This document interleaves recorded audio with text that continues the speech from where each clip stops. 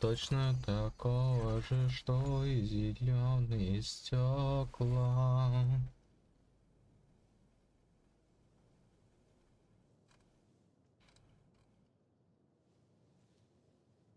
My Wikipedia can't explain math because people can't explain math. That's the reason.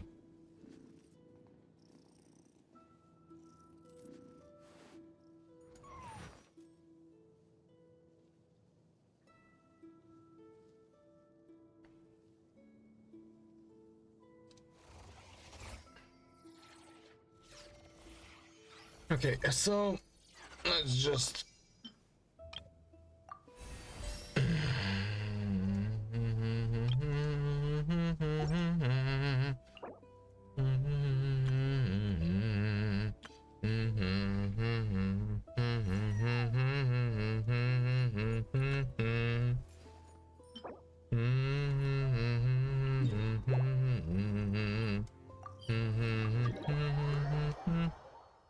Hey kids, hey kids, hey kids, hey kids, hey kids, hey kids, hey kids. Let me tell you about Swiss Miss Instant Hot Chocolate and why their packaging is bullshit. Charming, informative, comedic, and stupid.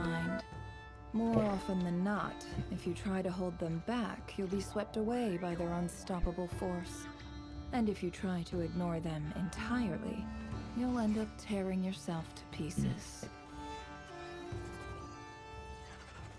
Like the Avatar, Salmonella was a master of it all, and when YouTube needed him most, he vanished. As a die-hard Salmonella fan, a YouTube viewer of over a decade, and now a full-time creator, what Sam symbolizes, the thing I love him and this entire platform for, is quietly being erased, not by some outside change in the audience, but by YouTube themselves. YouTube has changed in these last 2 years, so much so that it's making channels like Salmonella's impossible today. And I want to examine why. what do you mean erased? YouTube has made its share of questionable changes. Many viewers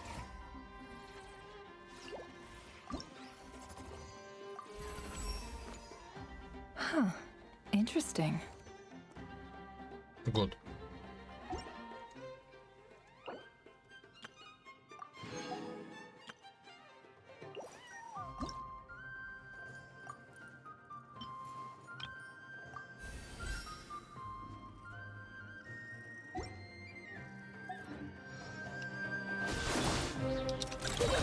No flaw.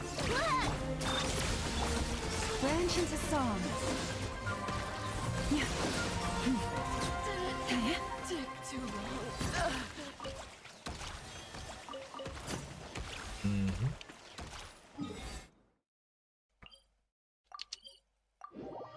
of today are probably unaware of how much has truly changed through the years. For example, up until March of 2010, YouTube let viewers rate videos out of 5, which was then replaced by the public like and dislike system, which was then made private in November of 2021. But while we may agree or disagree with these updates, broadly speaking, they haven't dramatically damaged what made YouTube special to us. With every shift, no matter how small, no matter how good or bad, is a direction different for the platform. And just like the ship of Theseus, eventually, after enough changes, YouTube won't be what it was in 2005 or even 2020. This isn't to say that old YouTube was perfect and we should rewind back to the time of overly aggressive MLG intros on Call of Duty videos or cringy yearly rewinds, but maybe it's just me, but these last 2 years of YouTube have felt more hollow than it has in the past. Homepages are barren of interesting topics, good creators are harder to find, and videos feel repetitive. Anytime you're unhappy with what videos are being shown to you, it's most accurate to blame YouTube's algorithm.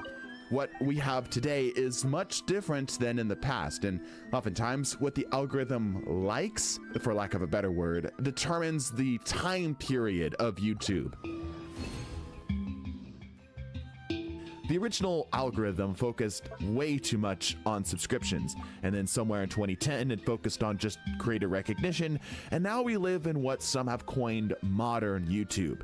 Today, in order to play the game or beat the algorithm, you can't just have tons of subscribers and be an entertaining creator. Just look at your suggestions right now. You will have a few channels that you recognized over there, of course, but 90% of them will be from creators you don't recognize. Or maybe you do, but you don't really watch them regularly. The shift is driven by the algorithm's focus, and by proxy, the creator's focus on retention optimization. But a change in eras is far from a bad thing. The reason that we often think of the golden age of YouTube being somewhere between 2010 and 2018 is because this was the exact time the shift from the old algorithm to the modern algorithm occurred. Veterans and well-recognized creators saw the algorithm shift towards a more topic-driven YouTube. Because the barrier to entry was starting to get lower as technology and revenue started to get easier to acquire, this picked up some new creators who were good at playing into it, while also driving the veterans into some of their best work. Salmonella was one such channel. He got his start in 2016 and was the exact embodiment of the golden age of YouTube. Sam's niche was sharing mostly useless, albeit funny life advice, dissecting extremely niche or somewhat gruesome topics, fascinating histories, all while having an unmistakably charming and hysterical personality. Some of Sam's best classics include apologizing to God because of how we bred dogs, why Swiss Miss has bad packaging designs, or that time a man with a genetically abnormal digestion tract ate a baby. Sam nailed this blend of being a show in and of himself and choosing a roller coaster of a video topic. His least popular video, for comparison, is an announcement video from over 9 years ago with a thumbnail that looked like this, and it still got 1 million views. Sam was a harbinger of modern YouTube, but ironically, since his last upload about a year ago, he may have also been a prophet of its end. Modern YouTube is giving way to the post-optimized period. This period is marked by two key differences. One, topic-driven traffic, and two, short-term relevancy. The full shift to topics has been coming for a while. Ask any older creator, they will tell you this. It may not be what you or I want to watch, but it's obviously what most people want to watch because it gets views. Rather, the problem you have felt on your homepage stems more from this ravenous competition for short-term relevancy and how YouTube is letting bad actors in. YouTube is a more figured out system. Successful creators have published books on how to be successful, and entire channels make their living off of telling people how to be successful on YouTube. Again, and this in a vacuum isn't a problem. Heck, we got our start during this period. But because everyone wants a slice of this pie, sometimes they'll take it from others. What YouTube allows, it encourages. Whatever systems are in place to help or hurt certain creators will be taken advantage of. Just like how the platform saw an influx of topic-driven content, today's era is seeing an influx of creators racing to the bottom.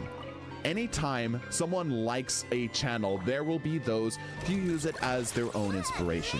Clearly, people like Salmonella's work, because many using his style sprung up, all taken in different directions in different ways, and all with varying degrees of style copying. But all of these channels are these creators' unique spin on Sam's chaotic formula. These channels made profits, of course, but they were started because they wanted to create, and I'm willing to bet the monetary incentives were secondary. You can't know whether you will make it on YouTube, so these channels must have started understanding the risk and just loving their topic enough to risk it all anyway. YouTube's ability to let someone pursue passions while being able to make a living is the only reason channels like Sam's could survive long term. But risk is scary, and YouTube wants people to upload as much successful content as possible. So what if YouTube and creators could find a way to rake in the ad revenue without a morsel of risk? What if a creator could cheat? And what if YouTube let them? This is Primate Economics, a channel that uses poorly drawn pictures of monkeys to explain complicated topics like economics in a humorous way. This is Monkey Explains, a channel that uses poorly drawn pictures of monkeys to explain complicated topics like economics in a humorous way. Which channel do you think came first, and which channel do you think has more uploads? Monkey Explains is a doppelganger channel. Doppelgangers seek to emulate a successful channel's style as closely as possible to gobble up as many potential viewers as it can. In the post-optimized era, these types of channels are everywhere. Seeing a channel inspire another channel isn't inherently an issue, but where do we draw the line? Where would YouTube draw the line? Monkey Explains gave the original creator Primate Economics only 2 months before they made their move. Clearly, they aren't trying to stand out from their source material. In fact, I wouldn't be surprised if they were hoping to be mistaken for the original creator. Now, this may sound like a smear piece on Monkey Explains, and while I find their practice a bit scummy, generally, I think it's fine. Should they maybe make some sort of reference to the creator they're obviously copying? Yeah, probably. Are they required to? No, not at all.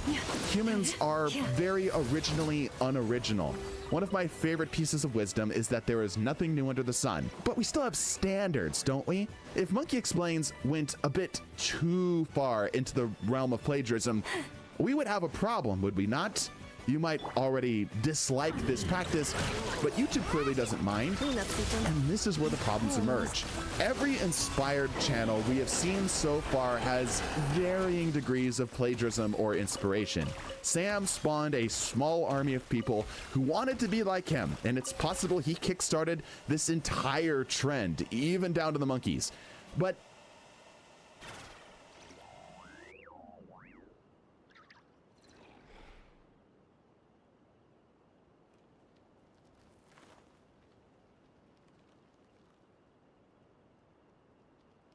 don't trust your eyes uncritically.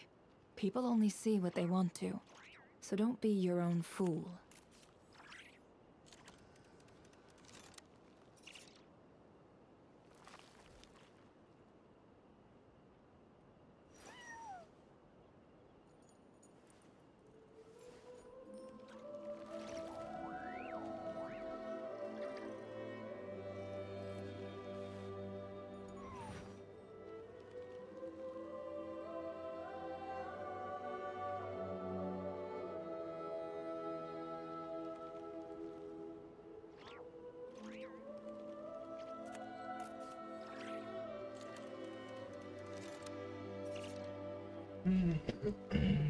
Why does Ashru sit up on the counter? you may have noticed on your recommended that videos with these MS Paint style visuals covering a topic focused on wide appeal for short-term relevancy in a non-serious way are everywhere. And if you were to investigate these channels, they all seem to have had this idea all at about the same time. Moreover, these channels aren't just inspired, they're clearly meant to be copies. Worse than the degree with our monkeys, these are doppelgangers that have perfected the art of imitation. But people don't just stop everything they're doing for the rest of their life and jump on a random successful new creator's coattails. It's just not feasible, nor does it make any good financial sense for any human to do, even if they are mitigating the risk by copying another. And that's because these channels aren't run by a person. These doppelgangers are AI. While content or idea theft has always been an issue, the rate at which ideas are being copied and produced en masse is frightening and destroying the incentive to be the next Salmonella. It's hard to start a channel these days with so many creators competing for your attention. So why compete at all? Why bother risking your time, energy, and emotions? Why not just risk nothing? But are these bot copycat channels bad things? Clearly, these videos get views, so why not just let them fill the hole in the market? And sure, from the creator's point of view, this makes sense, but what about the viewers? For the viewer, they get flooded with channels that do nothing to move the bar. Channels like Salmonella's are discouraged because as soon as you do well, hundreds of bot clones jump in to try to eat up as much of your audience as it can. These creators don't care about audience burnout or creative integrity or even necessarily academic accuracy. Machines regurgitate, they do not create. They do not express or share in the humanity that made these videos worth And there watching. is also They nothing mock new them. in those. A machine has never opened a packet of Swiss Miss Instant Hot Chocolate. Has become so infuriated with the shoddy design that they were driven out of fury to write, record, and animate a full 4-minute video about it. 10 million people's lives were improved by an angry, poorly drawn rant about something only Sam could express.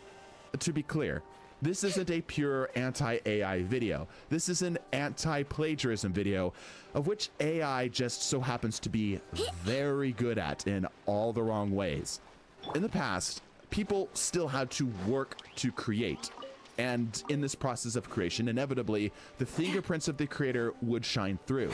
Obvious copies and ripoffs, still scummy, but it forced some kind of originality, even if the thief didn't want it. AI doppelgangers have no such fingerprints, no innovation, and no soul.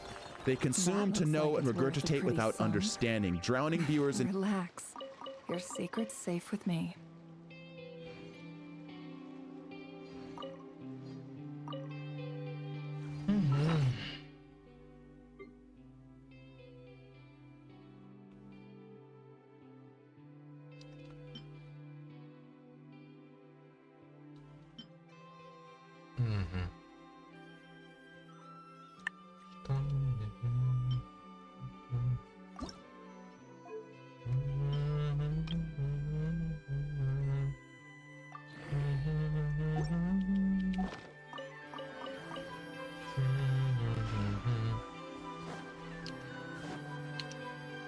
creations and knowledge, while the viewers die for a thirst of creativity and real learning. But the problem isn't that it works, it's that YouTube lets it work.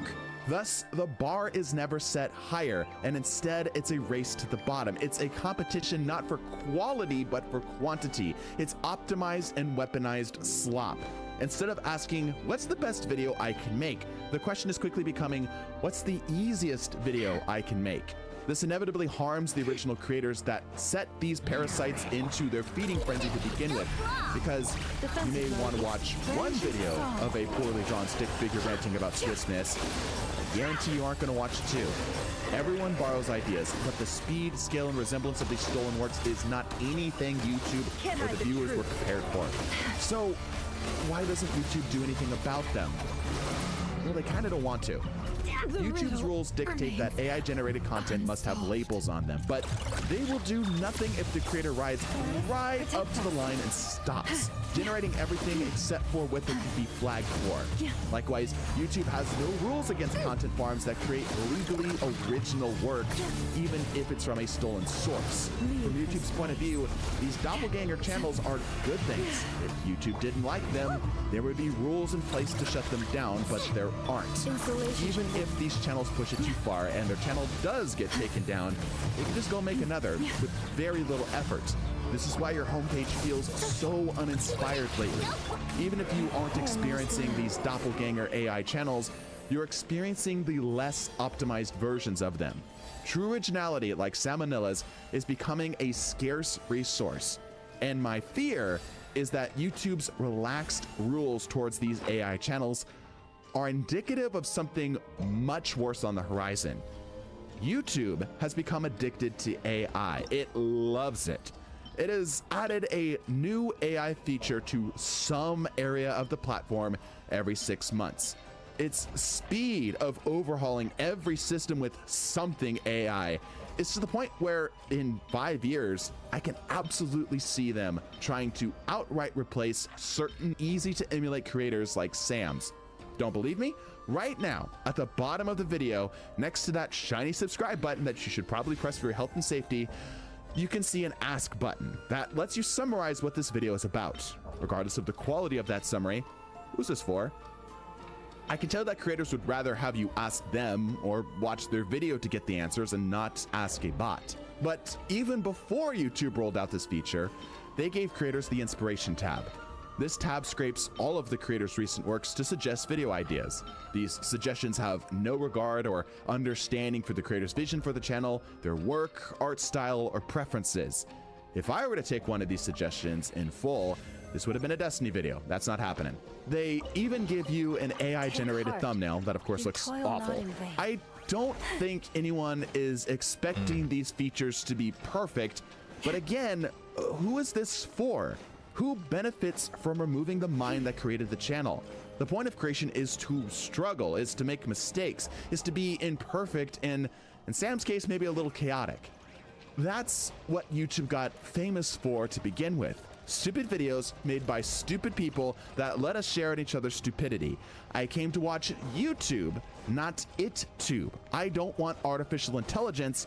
I want natural stupidity. While this is bad, surely YouTube can't be looking to fully replace creators, right? Well, did you know that YouTube now suggests AI-generated comments? I, as a creator, can press one or two buttons to reply to you, the viewer, right now that I never wrote. I don't know if I like that, because to me, all of these tools tell me that YouTube thinks it could do what I'm doing better. It thinks it has my writing style down. It thinks it knows what videos I should make. It thinks that it understands what my videos are saying. It thinks it knows what thumbnails will work. So how long until it thinks it can do everything for me? How long until it looks at the success of an AI-driven theft channel and just presses pause on any future originality? Hell, they're not just creating, but outright flaunting their new AI that can create YouTube videos. So how long until they go the little extra mile and just tell creators that they're not needed anymore, or at least not any new ones? How long until half the videos in your feed are plagiarized copycats of once original creators? I apologize if this comes off as alarmist or overly sensationalized, but I never want to see this platform, which I grew up watching with creators like Sam, become so optimized to the point of sanitation. I will take one salmonella over 100 AI clones every day of the week. Despite all my hypotheticals and complaints, we are here because it is still YouTube. And creators, despite how much we may complain, are still treated better here than on any other video hosting site. Because YouTube knows that without the people making their content, they would have nothing. And if or when they try to replace the salmonellas of the world with machines, then YouTube will have truly destroyed itself. Greed is an Ouroboros, and hopefully soon, this platform will pull its head out. We'll see in 5 years. Thank you for watching. I made a shirt that you can wear that can symbolize your dislike of AI art.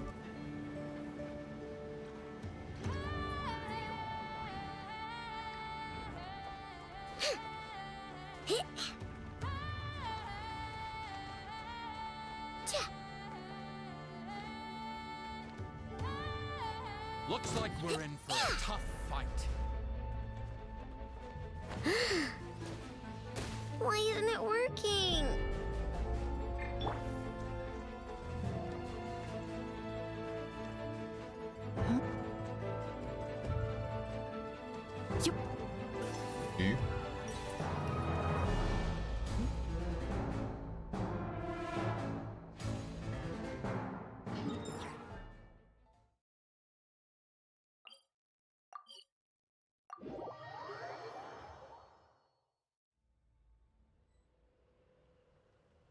Reviewing outstanding items on today's How deadly is a tungsten sphere dropped on your head? We're going to test that and 6 other deadly experiments. Can a paper saw blade cut off a finger? How many bars of soap will stop a bullet? Can giant magnets crush your hand? Let's start off with the paper saw blade. What can you cut with a paper saw blade? A regular piece of paper normally can't cut anything but your finger. But if you attach it to a saw blade and spin it at 5,000 RPM, that changes. We're going to start with some easier objects like this carrot and work our way up to a finger. Paper versus carrot.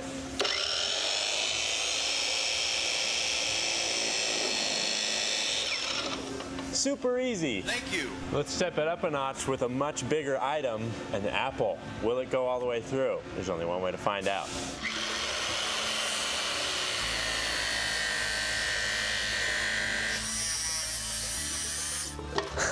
No way! That cut like a dream. You could see bits of paper in the core here. Let's step up to wood. I mean, paper's made of wood, so basically it should work. Paper versus wood.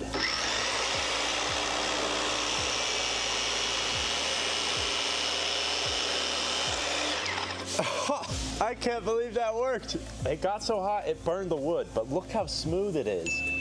All right, we have some PVC tubing here. This plastic is pretty thick, so if it can cut through this, I'll be surprised.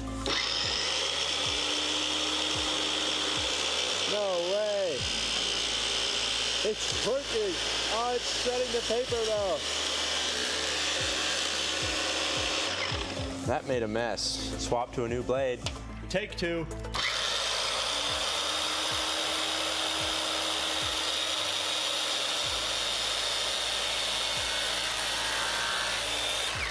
Holy moly! Insane!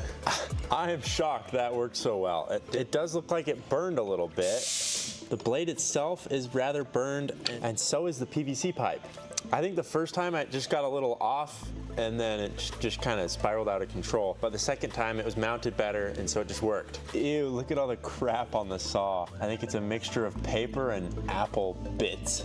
Gross. All right, well, it passed all the other tests with flying colors, honestly surprisingly well. So let's try a metal rod. All right, here we go with the metal pipe. Not a chance. Well, the paper got shreked, but it did leave some marks on the metal. I just wiped it off, and there's like literally not a mark, which makes sense. Let's try a hand, but since I don't want to use my real one, let's use this fake one with meat and bones. Saw blade versus hand, here we go. Oh man, it's totally working. No way! It cut the finger clean off. Now I gotta clean up all this paper mess. Magnets can be scary strong. I'm sure you've all seen those junkyard magnets that pick up cars. Well, we don't have one that big, but what would happen if you had some really big magnets and crushed your hand? What? So I bought some of the biggest magnets I could find, and we're gonna test what they can crush. Got a package today. I think I can hazard a guess as to what's inside. Well, these magnets just kind of showed up in a bag with a good amount of bubble wrap on it, and there we are. It's a 2-pack. These are pretty huge, and they have a lot of magnetic force. It's weird, this table's aluminum, I think. I thought it was steel until I got these magnets out, and they didn't stick to it. Let's see what these magnets do to an egg. First, I gotta mount the egg. I made this hammer, by the way. How do I even separate these? Should I use my foot? Genius strategy. Nope. This is sketch. Ugh, okay, that wasn't that bad. I'm nervous. I feel like I should be using a plank or something.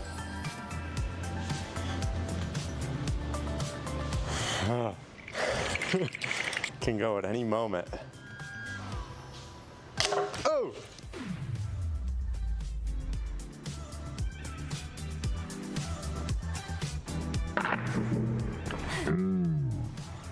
That was kind of crazy. Oh no, there's egg all over. It's time to step it up a notch with even bigger magnets. These ones have to come in a separate box. I think my perfect family would be someone like you. Someone that understands me, supports me, and spends time with me. No, I don't feel sad. From now on, you can always trust me, okay? After all, there's no problem that I know the genius parent can't solve. The genius parent?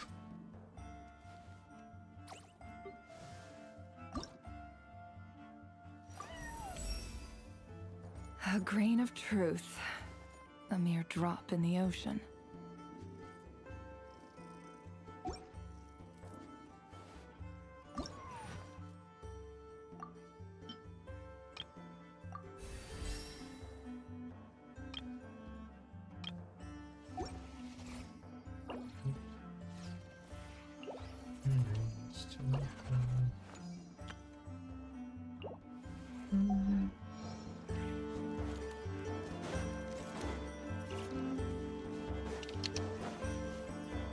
One per box.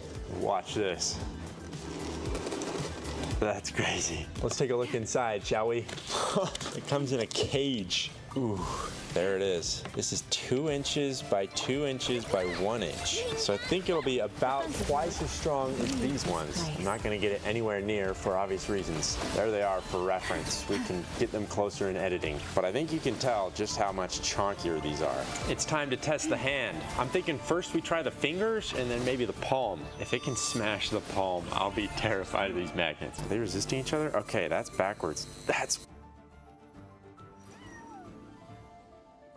Yeah. You know what? That's not interesting enough. We used to call this fraud by upper echelon.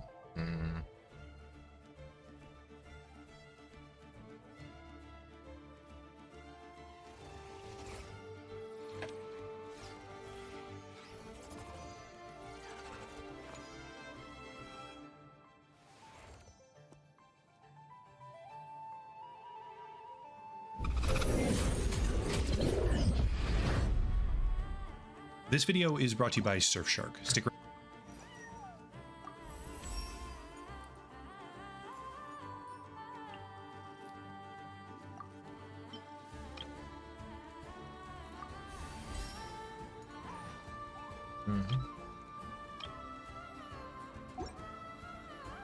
Never mind.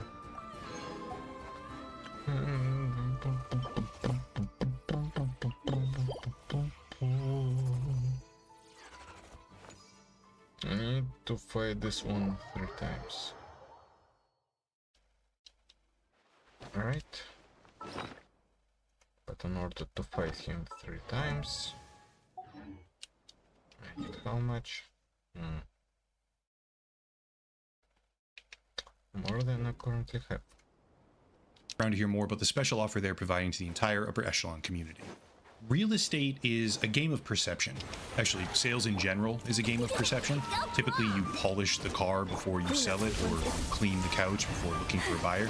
But real estate in particular is a complicated dance of expectation versus reality.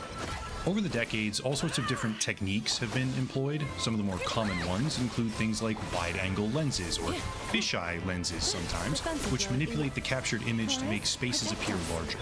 Another technique, known as staging, relies on the use of beautiful furniture, wall decorations, to make the property much more appealing. The idea is that buyers will look at these decadent layouts and associate them with the property itself, thereby picturing something similar if they become owners. Obviously, none of the furniture comes with the property, but the purpose is to show potential buyers what their new home could look like, thereby making them much more likely to make the actual purchase. These techniques work, by the way. Homes with effective staging spend less time on the market, and they fetch higher prices. Capturing great photographs means more initial interest, more bids, more competition, and thus higher sales price. There's a very good reason why real estate agents employ these tactics, and yet up until recently there seemed to be a sort of line in the sand, if you will. Sure, the furniture was brought in special, the images were touched up with better visual contrast and things like that, but none of it was an actual outright lie.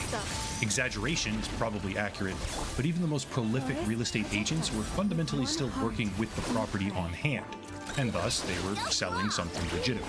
Sadly, that no longer seems to be the case. As with plenty of other topics on the channel, I try to talk about various problems before they manifest fully, and this time we're talking about generative AI in real estate, because the bar for what is acceptable now when it comes to this game of perception has moved, and it's moved to a point where I'm pretty sure it's just flat out fraud. Except we don't have the laws that are necessary yet in order to stop or prosecute it. I mean, we do, but they're not enforced. I'll start with this. AI-powered virtual staging. This part, honestly, isn't all that bad, but one of the more logical implementations of AI in real estate is to virtually stage a potential home or apartment, thereby saving money in the process. Plenty of companies are now doing this, offering tools and services where sellers can populate their rooms with matching sofas and dining sets, or touch up their pictures, but when you consider the fact that the same effects can be achieved with a little bit more money, some physical labor, and Photoshop, it doesn't seem all that bad. To be clear, some of these tools are more deceptive than others, changing the color of molding, substituting brick with other materials, visually removing cracks and stains, which is certainly not okay by itself, but again, relatively minor on the scale of real estate deception. Here's the thing though, as with any profit-driven industry, if a tool exists that can make the product more appealing, people inevitably use it in excess, And the same is true of real estate. But what happens if you take it like 3 to 5 steps further? What happens when you start using generative AI to straight up alter the property? Not to make it look better or visualizing furniture. What happens when you straight up just lie? We used to call that fraud, but now the hustle bros and the real estate sellers call it 10xing your potential. Before going further, today's video is brought to you by the longest running sponsor of the channel, and that is Surfshark. Surfshark is a VPN, virtual private network, and if you follow the channel for any substantial period of time, you've probably heard me talk about them before, as well as the myriad benefits to using a VPN, helping prevent certain types of phishing attacks, DNS tunneling, DDoS attacks, or mitigating data tracking/harvesting practices by all sorts of tech companies, that kind of stuff. Surfshark also unlocks additional content on streaming websites by changing your geographic region. It gets around regional censorship, helps protect your IP address with encryption, modification, etc. However, they also have a brand new feature, which is email scam checking for anyone who's interested in that. They operate 4,500 servers in 140 different locations with a third-party verified public report authenticating that they also, most importantly, do not keep any logs, which is one of the critical policies that a VPN needs to have. Also, they maintain what's called a warrant canary, which doesn't mean much to most people, but if you care about that, they have it. If you click the link down below, surfshark.com/echelon, and use the code echelon at checkout, you can get 4 extra months completely for free with a special pricing offer. Again, link down below, surfshark.com/echelon, coupon code echelon at checkout for an extra 4 months of the service for free. Big thank you to Surfshark for continuing to sponsor the channel. Okay, let's just rip the band-aid off. Look at these 2 images. Feel like a kid at the dentist office. Find the differences in the photographs. Well, look at these 2 photos and try to spot what's different. Just to clarify, although the company has since taken it down, this was an actual listing on a real estate website. What do we see? Well, for starters, the gardens are completely changed. The left side is just a totally different thing. The window proportions and architecture have been redone. The awning is different, among other things. And I can say with total confidence right now that the line between exaggeration and flat-out lie has been obliterated. How about this one? Surface level glance, it doesn't seem all that bad, but then you start to notice that there's an entire countertop and set of cabinets missing, which have been replaced by a window. Also, the floor is entirely different. Here's another one. $900 per month for a 1-bedroom apartment, the AI enhanced listing, and now reality. These are different images. They're not enhanced, they're lies. The fridge is gone, the entire shape of the room has been changed, the doorway on the right-hand side is just not there, and the windows are new. I won't harp on individual examples for too long because there's a shit ton of them, although this one in particular is very funny. Can you spot the issue? The AC unit in the low-ceiling loft, which somehow has an entire queen-sized bed arrangement crammed into a tiny little 3-foot ceiling space, which is like the lowest effort deception possible. But hopefully the issue is becoming clear, because real estate sellers, now given access to an unlimited supply of generative AI editing capabilities where previously they had to use Photoshop and have some sort of actual skill with a software program, that's no longer needed. They're using these features to commit fraud. But it gets worse. The interesting thing about real estate is that deceptively editing photographs almost feels like a fool's errand. At least it used to feel that way. When people set out to buy a home or rent an apartment, they're typically visiting the actual property. They're taking a tour, seeing it for themselves, like stepping into the rooms and making their decision afterward, right? They think on it for a few days or a week. That sort of deal structure has been standard basically forever, naturally mitigating the problems that occur when someone is deceptively editing the listing or the photos. That is, it was standard until COVID. During and after the COVID pandemic, there was a dramatic shift in consumer retail spending habits, which even went so far as to include car loans and real estate. According to Millennial Home Buyer Survey info in 2021, as well as data provided by Zillow, 59% of millennials are at least somewhat confident making an offer on a home that they toured virtually, but never in person. 1 year later, 2022, 90% of millennials indicated that they would buy a home sight unseen, as it's called, with various criteria, one of which, at 53%, was a pre-recorded virtual tour, which would make them comfortable buying a home without ever seeing it in person. Just to be crystal clear about this, the number of people willing to buy homes without ever setting foot physically on the property is rising, and it's rising very quickly, which is where the predictive nature of this video comes into play, because with a combination of different tools, you can now, rather easily I might add, create a fake digital tour. This right here is a company called AutoReel, and it's far from the only example, which allows people to take photographs and turn them into a video. Right now, it's only short durations. You can't exactly create an in-depth, rapidly spinning video that walks with continuity throughout the entire house in one, continuous shot. But you can take a fabricated image, which was originally based on a real image, and turn that into a set of video renders, thereby creating at least a passable virtual tour. But we also need to keep in mind that any given snapshot of generative AI capability is the worst it will ever be from here forward.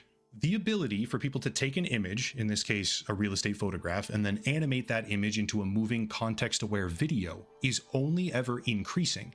And if you combine this capability with a trend where more and more and more young people are willing to buy houses sight unseen, as in never physically visiting, only relying on photos and virtual tours, you wind up in a position where real estate sellers have the ability to dramatically inflate the perceived value of their property.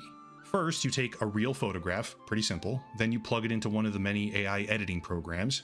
There's tons of them.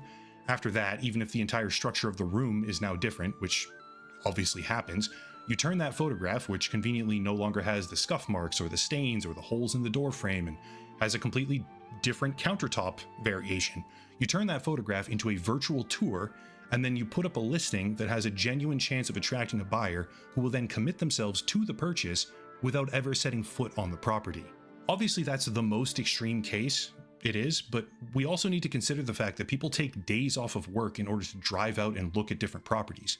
Sometimes they commit to long travel distances in order to check out potential listings. So on the upside, they find out in person, wow, they're faking what the house looks like. But the inherent downside is that every single person who goes to look at this property, which could be hundreds of people or families, has had their time wasted. They may have missed out on a different property that they would have been looking at in the meantime. They wasted money on gas, they took sick leave or vacation time, and who knows whatever else, because the seller is committing fraud. I was actually shocked by the number of people commenting about this in various online forums and subreddits. It's already pervasively common to kind of a horrifying degree, it would seem. And there do exist some potential punishments or fines that can be handed down by various departments and district attorneys' offices, but that requires an incredible amount of resources to be committed on top of someone credibly reporting this fraud to them in the first place, and the resources committed by the prosecution of this are never recouped in full afterwards. It's only a net drain on the entire industry. It's a fine line between embellishment and deception, because you can make something look good in order to make it more appealing without lying. A great example would be how milk trucks are always super shiny and polished, which also has to do with reflecting heat. But on top of that, the shiny polished exterior, like the mirror finish, communicates good sanitation, a sense of it being clean. You don't want to take pictures of the car that you're selling if it's covered in mud, under most circumstances anyway. And likewise, you don't want pictures of the apartment that you're renting out if there's cockroaches on the carpet. However, changing the things you can realistically change to make something more appealing to potential buyers isn't the same thing as changing the literal architecture. And yet, real estate sellers on Zillow or Apartments.com or any of the major platforms are doing exactly that, with no shame whatsoever. And if you ask me, there need to be much harsher penalties for this. Sadly, enforcement of common decency invariably lags far behind when compared to bad actors who use new systems for their own personal profit, but for the sake of raising awareness, anyone in the future that watches this video should be aware that this problem exists, okay? It's real. It's not every seller, and it's certainly not every single listing, but the mindset of scrutinizing or questioning the hyper-stylized, excessively perfected images that you see associated with real estate is a valuable mentality to have, and it genuinely may help avoid a truly unfortunate circumstance, especially as the number of people that are willing to buy houses based on virtual tours is going up super fast, right? In that world where the tools to fake things are accelerating faster than anything else, right? Especially the ways to try and verify what's real and what's not, and people are more likely to commit to virtual tours and buy houses based on them, yeah, you gotta question things. But anyway, that's it. If you want to support the channel, check out the links down below. The video sponsor, of course, locals and Patreon, monthly memberships, and more, but I'll cut it there and stop rambling. As always, thank you all for watching. Perfectly fitting with the motto of the channel for this video: question everything and have a nice night.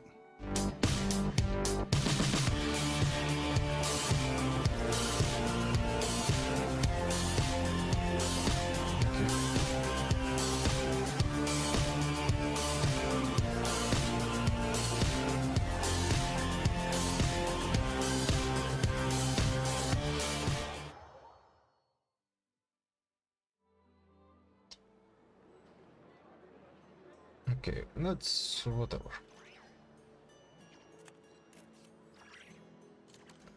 Really whatever.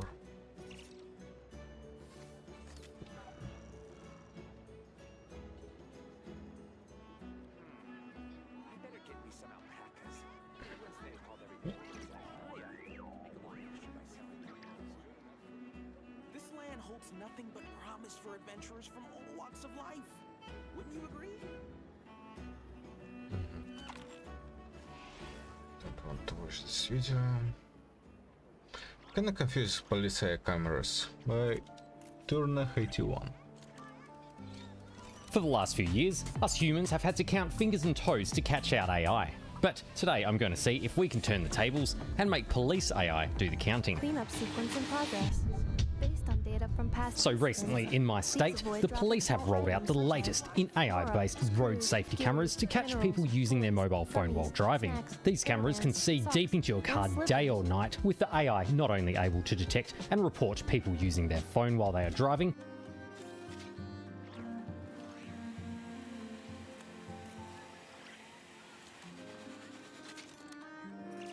but also to find them for other things like not wearing seatbelts, doing dashboard spreadies, and having paintwork. The problem is though, despite them claiming the AI detection is reviewed by 3 humans before notices are sent out, a lot of people are getting hit with false positives for phone usage. Like you got this guy eating a Chico roll, or this woman who was sipping some water, who also got done for driving perfectly normal, and the same woman again demonstrating almost textbook driving form. And this is meant to have been reviewed by 3 humans.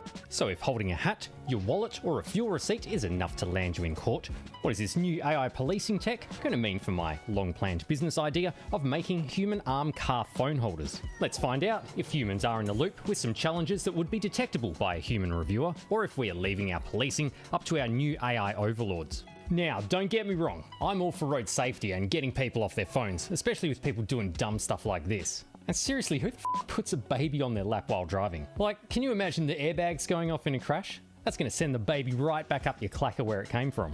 Then there's this bloke using a keyboard. I don't know, maybe he's got it plugged in and he's using the WASD keys for driving. And I don't even know what to say in regards to this one. This is disgraceful. Putting a smelly tree on your rear.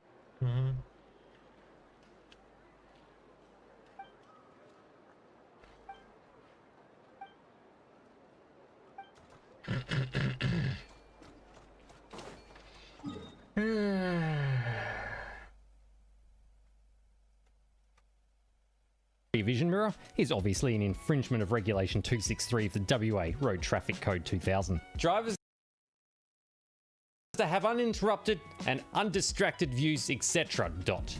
Now, what is the tech they are using exactly? Well, I'm glad me asked you, Craig. In WA, they have a bunch of mobile trailers that they move around the state, which makes it hard for us to know where one is at any given time, but they've also installed 2 fixed locations on the freeway.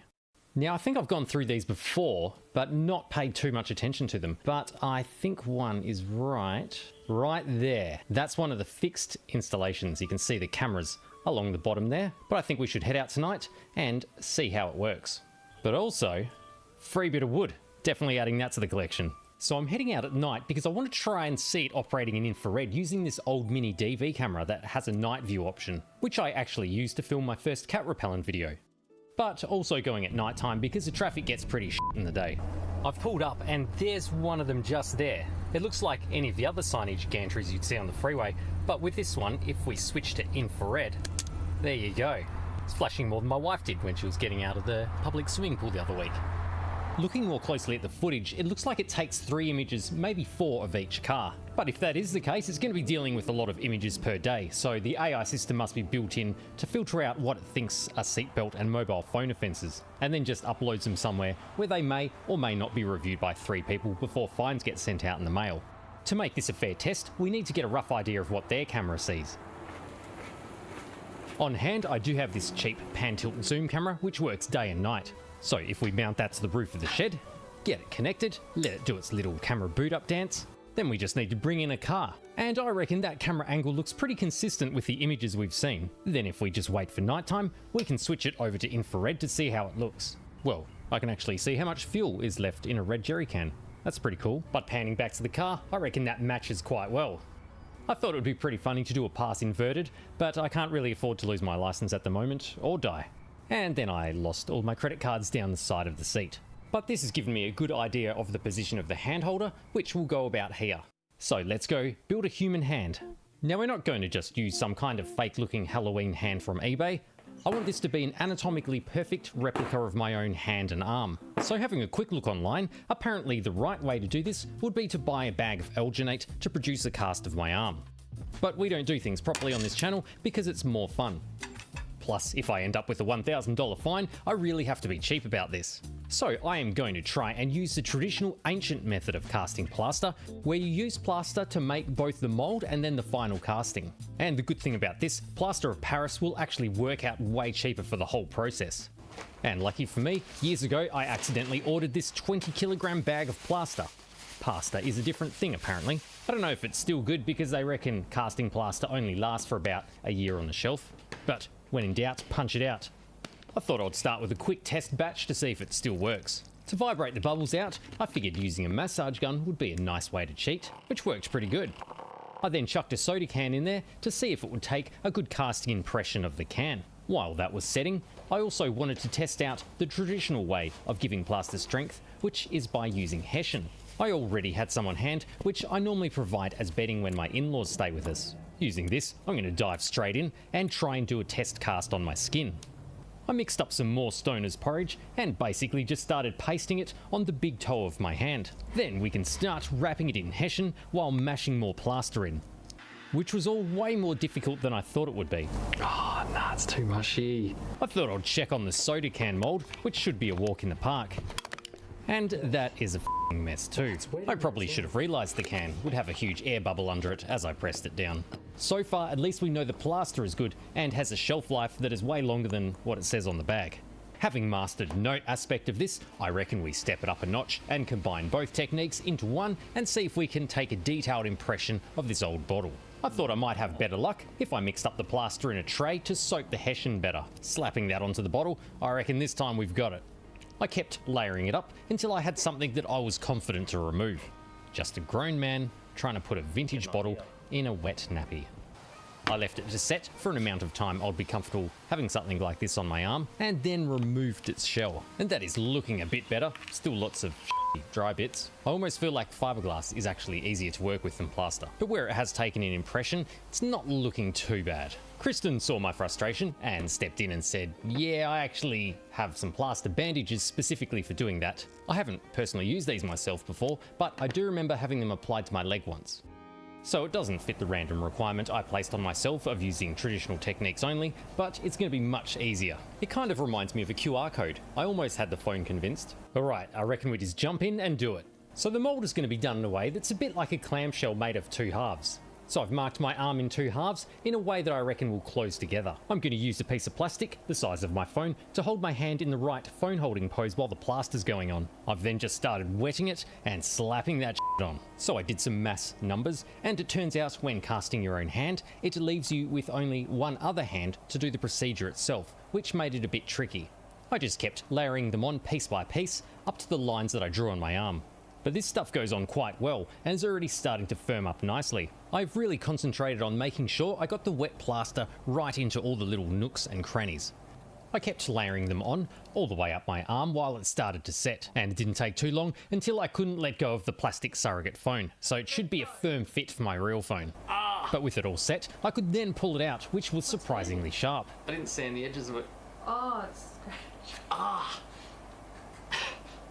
Thumbs up. With that out, we can now remove the mold. The hairs are ripping bad. Oh. Yeah, so remember that whole bit where I skimped on the research? Well, it is pretty well bonded to every hair on my arm. I got my thumb out, but the crunch sounds is every individual hair being plucked out of my skin. Compared to various injuries throughout my life, this was actually surprisingly painful. It's like slow waxing, I guess. To avoid damaging the mold, I was going to cut my arm off, but Kristen reckons it would be more expensive to repair than just making another plaster mold.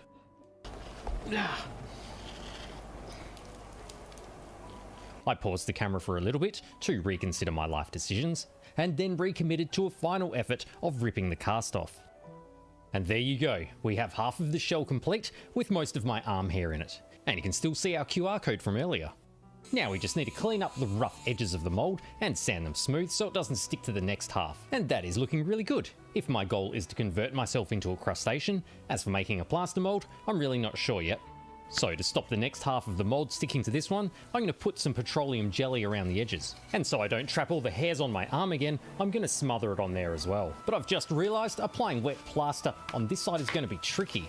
Doing stuff like this would have been heaps easier in the days before gravity was introduced into Australia. To get as much detail in my hand as possible, I'm pre-pasting my hand with plaster. Then I could start layering it on. Kristen helped out due to the whole gravity thing. I finished it up with some extra layers for additional strength. While it was setting, I went and grabbed a snack.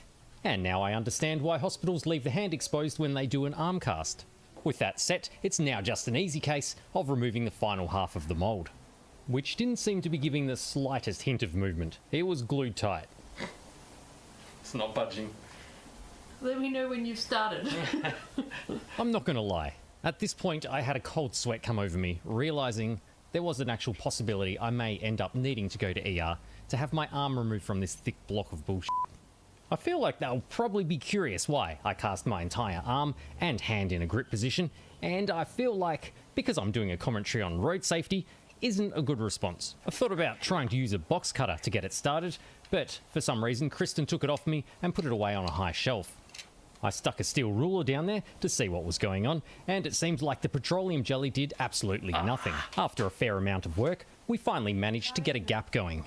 Now I'm trying to play it cool on camera, but I've had some pretty graphic hand injuries that hurt less than this. It honestly feels like someone's dragging a knife down your arm repeatedly. But after a while, my arm finally hatched, and that has produced a crazy level of detail. I want this on my bike handles, the most ergonomic hand grip I'll ever experience. I then used a blowtorch to remove some of the hairs and arm meat from the mould, and ever since then, the shed smells like burnt keratin. I've tidied up some of the defects and made a nice seam where the two halves overlap, and this appears to be shaping up like a good mould for an arm. To make sure the plaster cast doesn't get stuck in the mould, I've sprayed it with acrylic gloss, just as they would have done in ancient Egypt.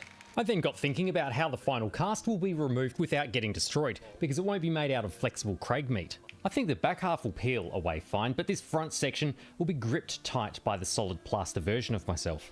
So I couldn't see any other way around it, other than strengthening the hand area and then sawing off my fingers so the mould will now be in 4 pieces.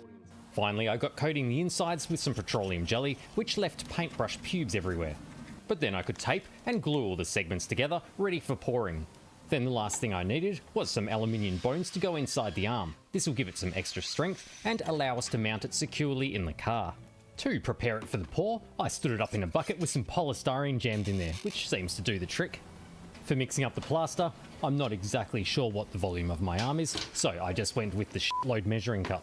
I gave it a bit of stick, and then gave it a massage, and once all the bubbles were out, I kinda just went for it and poured it. And I don't know what I was thinking, but obviously all the tiny little holes around the edge of the mould just let all the plaster spew out into the bottom of the bucket. As a bonus kick in the teeth, I then realised there is a hole in the bucket, letting it all dump out onto the table as well. In an absolutely frantic effort before it set, I yanked the mould out of the bucket and started hot gluing the edges, like I should have done in the first place. I don't trust that. Yep, burnt the shit out of myself there. But then we were all good to have another go. Then the plaster leaked out into the hot glue, creating plaster hot glue bubbles. But luckily I had enough plaster mixed up so I could just keep pouring it in until the plaster bleeding stopped. I also stuck the aluminium bones in there, but I couldn't get a shot of that because my hands were busy plugging all the holes on the mould. Yes, it turns out this is how plaster moulding goes when you do little to no research. I then gave it some time to set. The cast of the bottom of the bucket turned out well, so we are now ready to unzip our hand foam cradle from its plaster tomb. Straight away the hand is looking really good, but it became obvious the mould wasn't going to survive another casting. It's like an arm popsicle. Oh no, the thumb! The section around the fingers was really messed up, but as it slowly revealed itself, it was shaping up pretty awesome. This is what it must have been like when they dug up the ancient civilization of plaster people who lived in Pompeii. It was then a case of cleaning off the last bits of the mould and then cross-checking it against the OEM part. Now I need to sort out this f***ed thumb. To do this, we're going to have to do some orthopedic surgery. Considering the state of the synovial interphalangeal joint, we are going to complete Kirschner wire arthrodesis. In preparation for the procedure, hyperhidrosis was induced in the patient to reduce fluid content. The damaged articular surface and the osteophyte of the phalangeal condyle of the finger were prepared for the procedure. A Kirschner wire of the appropriate diameter was selected and measured, extending to the distal phalanx. A drill was applied to the interphalangeal joint to create an entry point with the trajectory planned to accommodate the K-wire fixation. With the K-wire set in the centre of the medullary canal, the distal phalanx was then prepared with a biocompatible adhesive and manually pushed proximally to compress the arthrodesis junction. Evaluation of the radiographic outcomes and the functional outcomes using the visual analog scale for pain concluded that the arthrodesis union was successfully achieved. Nah, I think I f***ed it up. After I corrected that little issue, the plaster was feeling a bit doughy still and needed to dry more, so I set up some infrared lights. These are pretty handy and can be cheaply obtained from the top socket of these poles at most intersections. To get more heat into it, I realised that the searchlight reflector I had made in my previous video was also the perfect light reflector, so I could then heat both sides at once. We need it to look more lifelike. Kristen is really good at mixing up paints and whipped up a jar of skin. We tested it on the plaster bottle cast from earlier, and now I reckon it looks a lot like a cake, but no one else was buying it. She started layering it on the arm, and it was looking really good. Then the final touch for realism was the addition of some arm hair, just to remind me of what my arm looked like before the plaster waxing. And that's all looking really good. Maybe too good. I think I've actually captured all my biometric details in plaster. At least I'll then be able to fingerprint unlock my phone if I ever go out and forget my hand. So, I don't know how, but I've completely messed up the pose while my hand was getting wrapped in plaster, and the phone doesn't even fit. Literally, the single function it was meant to do, it doesn't even do. Thinking about the problem, it turns out that human skin is slightly compressed when it touches anything, and plaster doesn't do that, so the grip is now too small. I did find that an older, smaller phone fitted in there perfectly, but ultimately I want it to be able to hold any phone, so to work around this, I'm just going to use a magnet mount, which is actually quite good, because then I can adjust the angle of the phone in the hand. It has a car air vent clamp, which I can bore into the hand. It was kind of tricky working out the right position so the plaster fingers could still operate the power button and volume. But then it was just a case of drilling a hole to suit. But drilling into a genetically identical looking version of my hand did trigger some weird fight or flight responses in my brain. With that done, it's then just a case of taking a hit of that sweet party plaster and then gluing in the magnet mount. And now it looks like some kind of biological version of the Iron Man hand.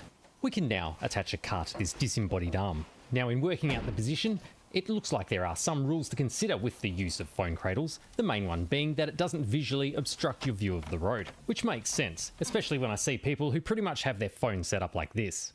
But it also has to be securely mounted and not obstructing any of the controls of the car or airbags. So basically don't do this, because if your airbags go off you'll have to use the dangly thing at the back of your throat to unlock your phone. I cut up some aluminium for it and made up a secure mounting platform for the base.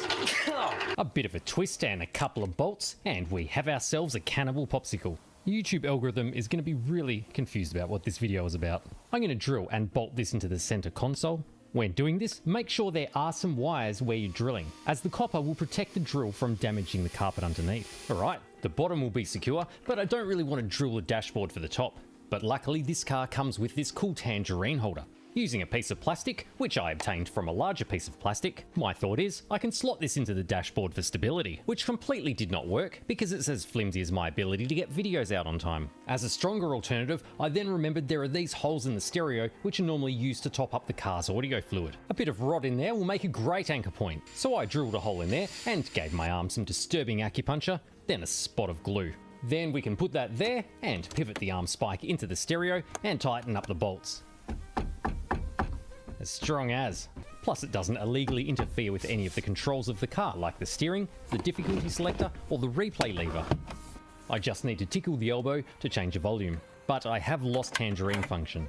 Then the phone snaps in beautifully onto the magnet, and there we go. That phone position's actually perfect. But I'm really loving the overall look of it. It kind of freaks my brain out, especially being an exact replica of my own arm and hand. From the front with no one in the car, I love that it looks like the car's checking its own text messages. But now we should check out how it looks from above. In daylight, that matches my hand quite well. And then in infrared, that looks pretty damn good. The hand shape and the pose are perfect and should confuse AI. The paint still looks a little bit too light in infrared, But having said that, it should make it more obvious to a human reviewer that something's not quite right. You know, there's that, and the fact that it looks like there's a human trapped in my gearbox who's trying to reach up for phone reception. I love that I'll also be able to use this as a driving assist feature, and for scratching my knob. And this would be a fun mounting position, but kind of breaks a few other laws. I've also moved the car back a bit to simulate the low angle it captures of you, and that looks pretty good too. Before we try this on the road, I've realised we may have hit a possible snag. So we know you can't use your phone while driving, but there's another law, Regulation 264, the use of visual display units, which basically says screens can't be visible to the driver unless it's an aid like navigation, which can be visible if you don't touch it, and only if the mounting is commercially designed and manufactured for that purpose. Well, this build is definitely made for that purpose, but just to cover ourselves for commercially, which is generally defined as able to be bought and sold by people, my arm is now a product, which currently has a production run of 1 unit with no more planned at this stage. I did up some studio product photography to advertise our new hand phone holder. I made up a web page for it on my existing website. I wasn't sure what to call our new product. It's a hand for driving, and it was a big job to make it, so I went with driver's hand job. I know you're probably tempted to look up the product page. Small tip, maybe don't do it on your work computer. We've got our product description and all of the features. I've priced it at $2,500 based on the construction time and the physical pain in making it. Plus there's the extra value as it comes with free DNA, so you can clone me. But you may be wondering, how did I achieve such a smooth cinematic craning shot here? Not with the camera accessory, but with the E7 Plus standing desk from today's sponsor FlexiSpot. Standing desks have been around for a while now, and are great for people like me who get to a point in their day where they need to move into any position other than sitting. But the difference with this desk is it's a rock-solid 4-legged standing desk, which is way more stable than the 2-legged versions, which can shake around almost as much as that wide-cutting hedge trimmer I made. Compared to the 2-legged standing desks on the market, which usually have a lift capacity of around 90 kilograms, this is a beast and can lift up to 200 kilograms, all while being smooth enough to get craning camera shots like this. It'll lift me up, no worries at all. So now I have a scaffold to change light globes in the shed, or an elevated work platform in the house where I can enjoy the top edge of picture frames which I've previously been missing out on. Yeah, I really didn't expect it to go as high as this, but it will sit steadily at 131 centimeters, making it the highest 4-legged desk you can get on the market. The height of its 3-stage legs can be adjusted on the touch keypad manually, and there are 4 buttons where you can save your own height presets. Numbers are for smart people, and pictures are for me. It's honestly a bargain compared to other brands that I've seen, which can be over $1,000 on the Australian market. But the E7 Plus is also covered with a 15-year warranty, which is great peace of mind with anything mechanical. FlexiSpot is about to have their early bird Black Friday sale, so don't miss out on the chance to get your own E7 Plus 4-leg standing desk. If you have a limited budget, you can also choose their E7 Premium desk. Use my code on the screen to get $50 off your purchase. I've put a link in the description below. Thanks to FlexiSpot for supporting this video. So with that all questionably cleared up, I hit the road to try out our new phone holder. Overall, I reckon that looks pretty good. That position's perfect, can see over it, holds the phone up nice and high. Only regret is I didn't put a charge cable. If I had a cable coming out of the wrist, that would have been great. After a bit of driving around town, the phone hand holder hadn't fallen off the dash and slapped me in the nuts once. So that means we're ready to give this a test and drive through the Freeway AI phone detection camera. I'm going to do a night test to begin with because I want to film it in infrared. Alrighty, hands on the wheel. Here we go, think we're coming up to it right here. Now I couldn't see any flash as we went through it, but looking back in infrared, it's pretty obvious. As we approach, you can kind of see there's an earlier photo taken of me. Then my second photo. A bit closer, the other camera captures the car next to me, and then as we go directly under, there's a big bright flash looking straight down on my third arm, and also our phone holder. I then went through the second safety camera setup, doing the exact same thing with my hands clearly on the steering wheel.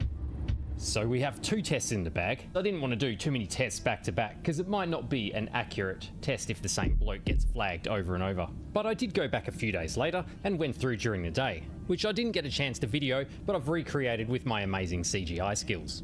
But really then it was just a case of playing the waiting game, as the notices can take up to a month to come through. However, in the meantime, I got curious about what other regular things that AI might get confused over. Like, will AI be confused by my new Craig Arm dash mat? Because I reckon human skin is a perfect way to protect your vehicle interior from harmful UV. I drove in and gave it a go. Now, I reckon you deserve a fine if you're out driving without a seatbelt on with a baby on your lap, but then thinking about it, I started to get concerned about whether I would get a fine too if I'm out driving around in my favourite life-size baby print t-shirt. Kristen and I then headed out to give it a go. Alright, here we go, going through it now. But since doing these tests with the printed arms and t-shirt, I realised I may have wasted my time. After a bit of digging online, I found the actual patent for the system. It appears it captures both night and daytime in narrowband infrared. They do this to avoid glare from sunlight and also your dad's freeballing white nutsack. You know, you gotta stay comfy on those long drives. But what does that mean for our printouts? Alright, so this is how our hand printouts look with visible light, but if we turn the light off and then switch to infrared, that is how it looks in infrared, just a big white shape. And then it's the same thing with our baby print t-shirt. Turn off the visible light and switch to infrared. The baby has disappeared. It's just a white t-shirt. But in infrared, our plaster hand looks real. But this is my hand. But you get the idea. So you probably won't get fined for human arm dash mats and baby print t-shirts, which leaves us with the plaster hand as the only possibility of tricking the freeway robots. And now that we know it captures in infrared, maybe my light coloured clothing in the background makes a phone less obvious. I figured we should do one more test wearing something that was dark. Also this time, rather than having both of my hands clearly on the steering wheel, I'm going to drop one arm down like this, which should be a lot more convincing to the AI, yet fairly obvious to a human reviewer. I then headed out to give it a final test. With a random bit of luck, one of the mobile trailers was reported only half an hour away from my house, so we can not only get another test in, but we can see if the trailers operate any different. Police reported ahead. Here we go. Here it is here.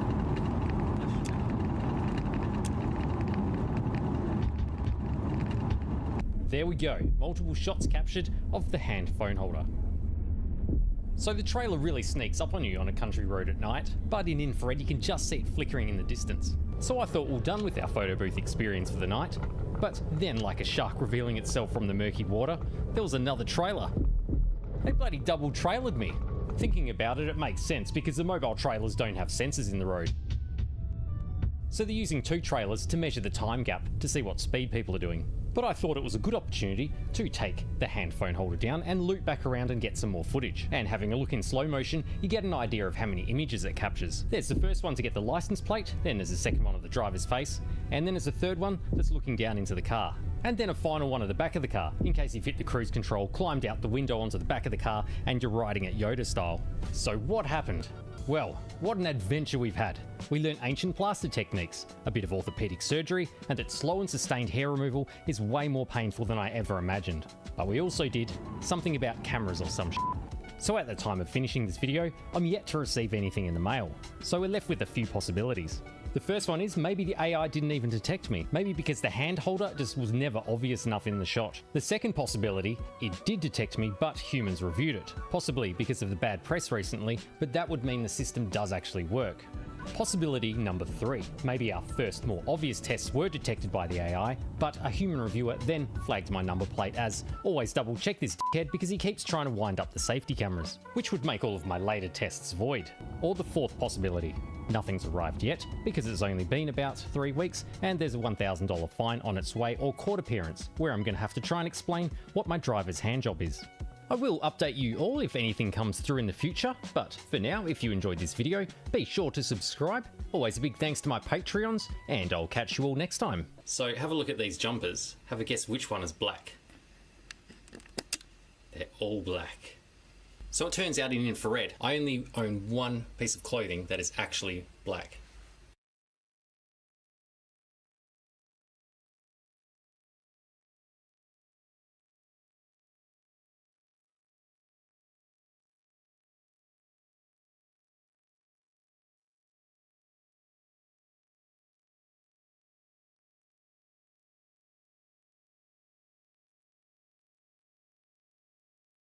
World orbital mechanics, you have to wonder what kind of person would spend their time playing this instead of doing anything productive with their life.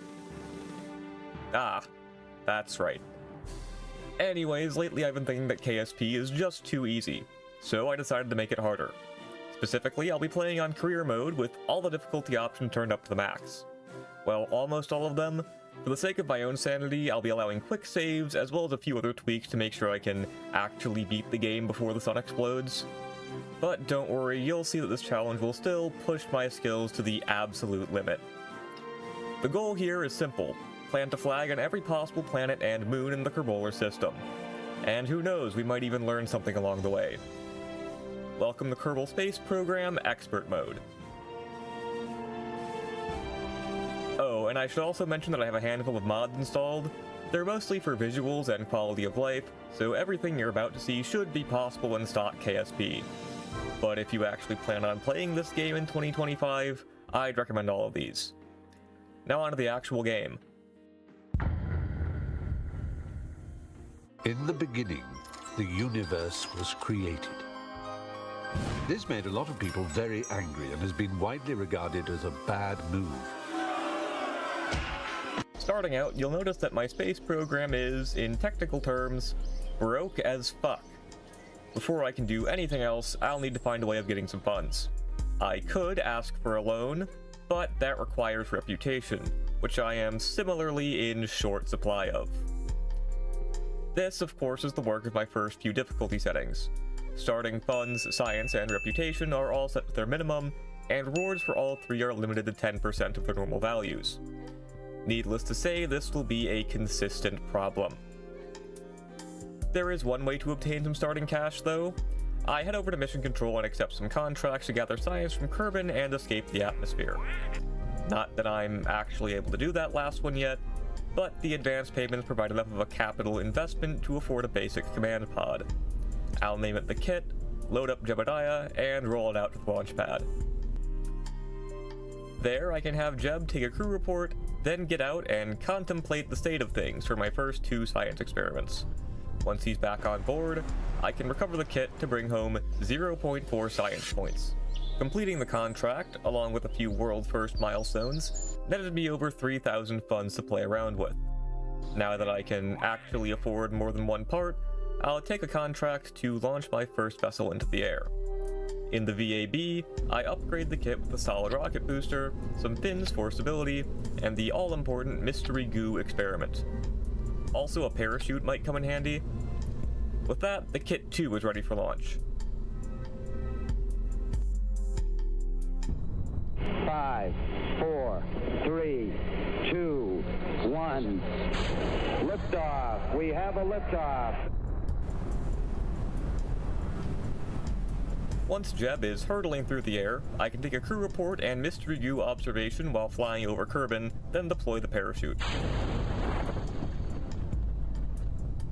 1,000 meters from the ground, the chute opens, and Jeb immediately blacks out because I'm playing with 1% G-force tolerances.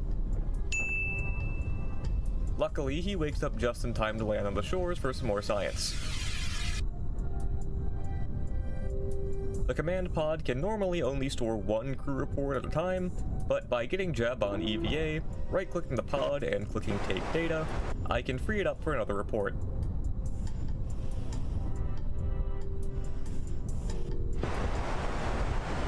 Upon recovery, the kit too brings my totals up to 10,000 funds and 3.2 science.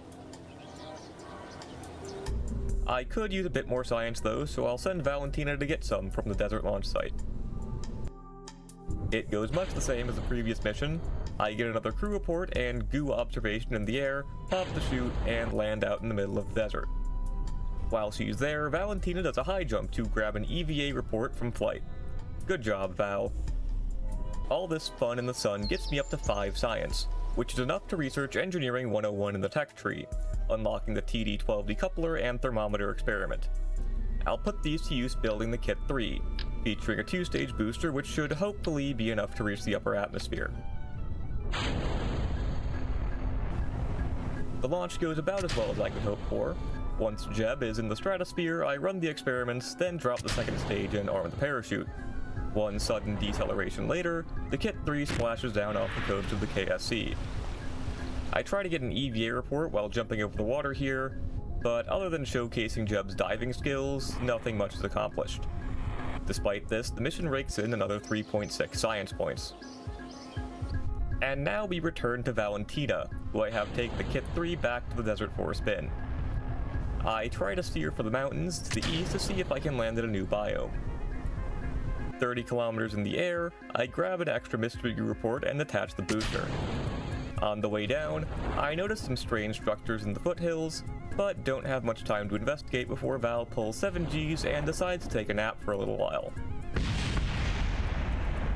When she wakes up, I can grab some more science from the mountains and recover the pod. Back at the KSC, I check mission control and see that I have a contract offer to test a Hammer SRB at the launch site. An interesting quirk of these part testing contracts is that taking one gives you the part in question for free if you haven't unlocked it yet. So I can use this to save myself some science and funds, at least for now. Over to the VAB, I'll swap out the flea boosters I was using before with more powerful hammers to make the Kit 4, a rocket that should be capable of escaping the atmosphere. Now it's time to actually go to space in this space game.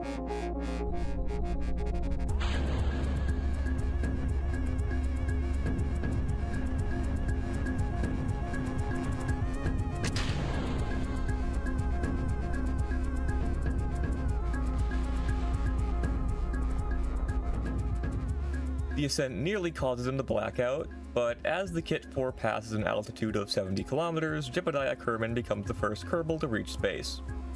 But what goes up must come down, and the Kit 4 isn't quite built to reach orbit. So after running the experiments, I decouple the booster and prepare Jeb to be reunited with the ground.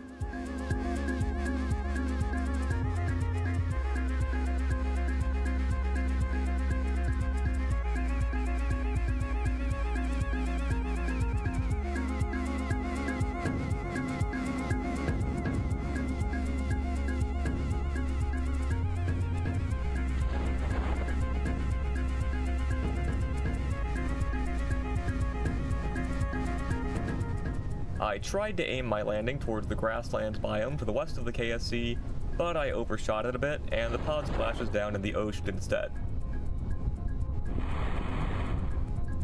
Regardless, the Kit 4 knocked out the Hammer test contract as well as the contract to reach space I've had since the start of the game, so I'll consider it a success. Now that I've amassed quite a few funds, I can start working towards my next goal of the playthrough, reaching Kerbin orbit. With the science I've earned so far, I can research basic rocketry, which unlocks the first liquid fuel tanks and engines. However, to go for orbit, I'd also like a heat shield and the barometer experiment, both of which are locked behind survivability for 15 science points. Now that might not sound like a lot, but remember that I have science gains set to 10%, so if you're used to playing this game on normal difficulty, add an extra 0 to all these numbers to get an idea of what I'm dealing with. Basically, I need a way to get a lot of science in not a lot of time. Luckily, all the science I need is right in my backyard. For reasons I don't understand, but I'm very grateful for, each facility at the KSC has its own unique biome for science experiments. But that presents its own problem. I need a way to get around the KSC. Despite being able to assemble and launch rockets at multiple sites across the world, the Kerbals apparently haven't figured out how to make cars or planes yet. So I'm stuck having to literally reinvent the wheel. Behold, the Science Tumbler. Quite possibly the dumbest thing I've built in this game. It works by using the reaction wheels and the command pods, which are usually meant to steer your rocket in flight, to just roll the whole thing around. I'll get Jeb to drive and Bob to help do the science. I'm sure they won't mind being put in the spin cycle. Steering the vehicle is somewhat of an involved process, but steadily it makes its way around the KSC, collecting science as it goes.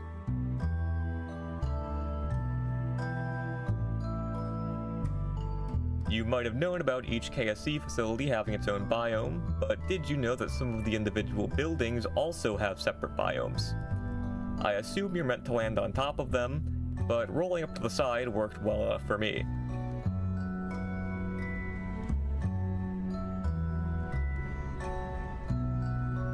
After rolling its way around town for a few minutes, the tumbler runs low on power, so I have to recover it. But it collected enough science to unlock the parts I need, so Mission Orbit Kerbin can proceed on schedule. The Kit 5 will feature a barometer experiment in addition to the ones I've already been using, as well as a heat shield to protect it from atmospheric re-entry. To get to orbit, I'll be using my new liquid fuel toys, but getting enough performance out of the craft will require a few tricks. For trick number 1, I connect a decoupler below the swivel engine and set it to enable crossfeed, then start attaching fuel tanks to the sides. the swivel will be able to fire through the decoupler's hollow center, and the game is smart enough to drain fuel from the side tanks first. So once those are empty, I'll be able to decouple them to reduce mass. I keep adding tanks until I hit the 30 part limit of the level 1 VAB, then it's time for trick number 2. When building in the VAB, you can see these green attachment nodes that show where fuel tanks can be stacked on top of each other. But what you may not know is that these nodes are also relevant in flight, because the game uses them to calculate drag. I take the front-facing tanks, flip them upside down, then offset them back into position. This makes the occupied node, the one attached to the lower tanks, face forward. Because the game thinks this side of the tank is attached to something else, it will experience significantly less drag than the other side, making the flip tank much more aerodynamic than it really should be. While this is definitely an unintended exploit, the margins for this mission were very tight, and I don't quite have the Scienter part count to spare for nose cones, so this is about the only way I could think of to make it work. Also, if you haven't played this game for several thousand hours, you might be cowering in fear from the imposing massive numbers at the top of the VAB screen that I've neglected to mention until now. This is the Kerbal Engineer readout, and it's not as intimidating as it looks. The rows represent the different stages of the vehicle, and the columns show the stats of each stage. The most important ones to pay attention to are TWR and delta V. TWR, or thrust-to-weight ratio, compares the thrust of the engine to the weight of the craft. Naturally, if this is below 1, I won't be going anywhere anytime soon. But as the engine burns fuel, the craft gets lighter, and TWR increases. Good old trial and error has taught me that my Kerbals can't withstand much higher than a TWR of 3, so I'll try to throttle back the engines when I drop the first stage. Delta V, on the other hand, stands for change in velocity, and measures the total velocity change the craft is capable of. For example, to accelerate from 0 to 100 meters per second takes 100 meters per second of delta V. Then, to decelerate from 100 meters per second back to 0 takes the same. This measurement is useful because certain maneuvers will always take the same amount of delta V, regardless of how big or small the vehicle is. Atmospheres complicate things, of course, but reaching Kerbin orbit generally takes around 4,000 meters per second, so I'm confident I'll be able to make it. Now that the impromptu tutorialization is out of the way, it's time to launch Jeb into space again. With previous launches, I've mainly been focused on going up, but to get to orbit, I'll need to not only reach space, but also be going fast enough to the side to throw myself at the ground and miss. Doing this efficiently necessitates the use of a gravity turn. Basically, as the Kit 5 ascends past the thickest layers of the atmosphere, I pitch down to start accelerating horizontally. I use the Kerbal Engineer HUDs at the top of the screen to time my turn, and try to be angled about 45 degrees by the time my apoapsis reaches 20 kilometers. Full disclosure, I actually have no idea if the way I'm doing this is efficient at all.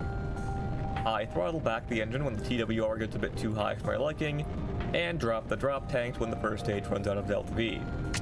They promptly hit the core and explode, but nothing I really care about is damaged here, so I'll continue on my way. As my apoapsis reaches 50 kilometers, I pitch down to almost horizontal and burn the engine until the apoapsis hits 75 kilometers, putting Jeb solidly on a suborbital trajectory. Then I cut the throttle and take stock. From experience, I know that the necessary velocity for low Kerbin orbit is about 2,300 meters per second. Currently, the Kit 5 is moving at about 2,000 meters per second, and has 764 meters per second of delta V left in the tanks, so simple math says I should be a-okay. I coast to space, then fire the engine to boost up to orbital velocity and then some, raising my apoapsis up to over 300 kilometers. This is well within what the game considers to be space high over Kerbin, giving me access to a whole new slew of science. But after that, it's time for Jeb to get home, so I'll perform a retrograde burn and decelerate enough to drop out of orbit. All that's left to do now is watch the light show.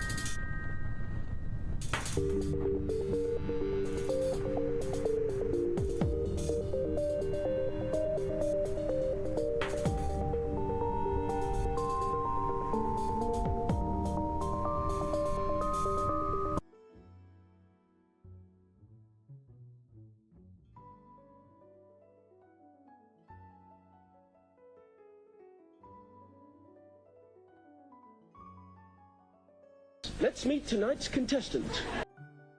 And you are... Mr. Planks. Mr. Planks, and you are a professor of English grammar. I are.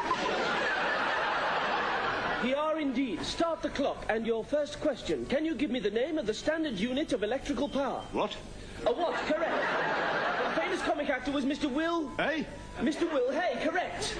A legal question now. A man is released from prison because he has received the royal... Pardon? The royal pardon, correct. And what were the last words of Ludwig van Beethoven? I'm sorry, I didn't hear that. Yes, they were. Correct. The name of the first Bond film was Dr... Do you know it? No. Dr. No, correct. I want you now to tell me the first two words of the song that goes on, Give You Anything But Love, Baby. I can't. I can't give you anything but love, baby. Correct. What is the English for je ne sais pas? I don't know. Let's meet tonight's contestant.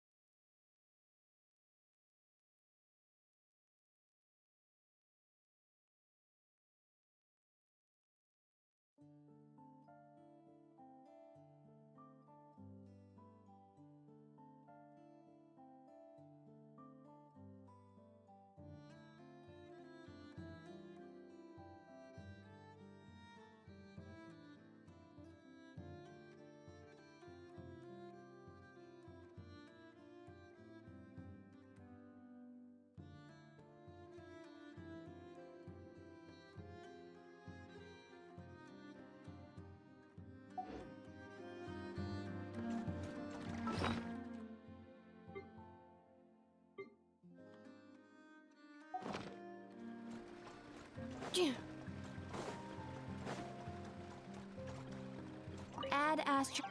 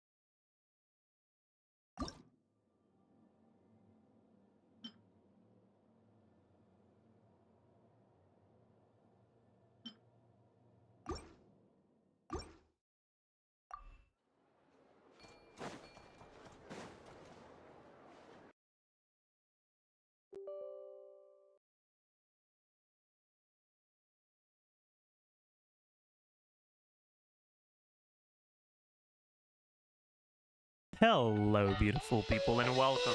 Hi, to the second video in the series of witchcrafting videos, where we go over all the changes that the characters got with the witch buffs. We already talked about Venti. Today we're going to talk about Razor, who is the character that has received the biggest buffs. Razor had some like gimmicky stuff you could do with Dendro. His ability to have electro hits without having an infusion on his weapon, and his ability to self-apply electro made it so that if you build him full EM, he could be played with C6 Bennett, and he could get Burgeons on his attacks while still having electro app to get overloads, and while self-applying electro to get overloads.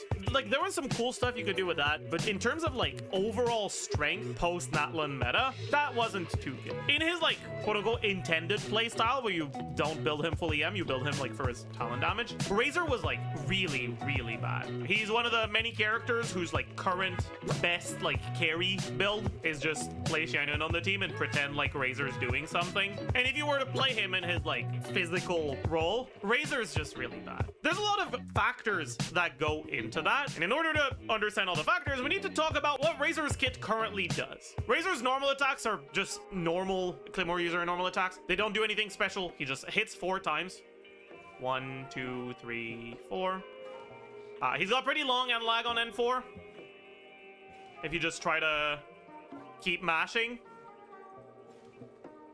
If you're not doing any cancels on Razor, he's gonna feel awful. And yet, his Ascension stat is physical damage. His burst gives him attack speed and a coordinated electro hit. The attack speed does make it feel a little bit better, but it's still not ideal.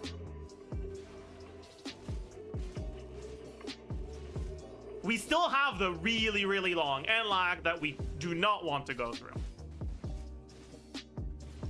But a lot of the Razor's end lag is cancelable, which means his optimal attack combos, both in and out of burst, will generally use either a dash or his skill to cancel the end lag of his attacks. You do 3 or 4.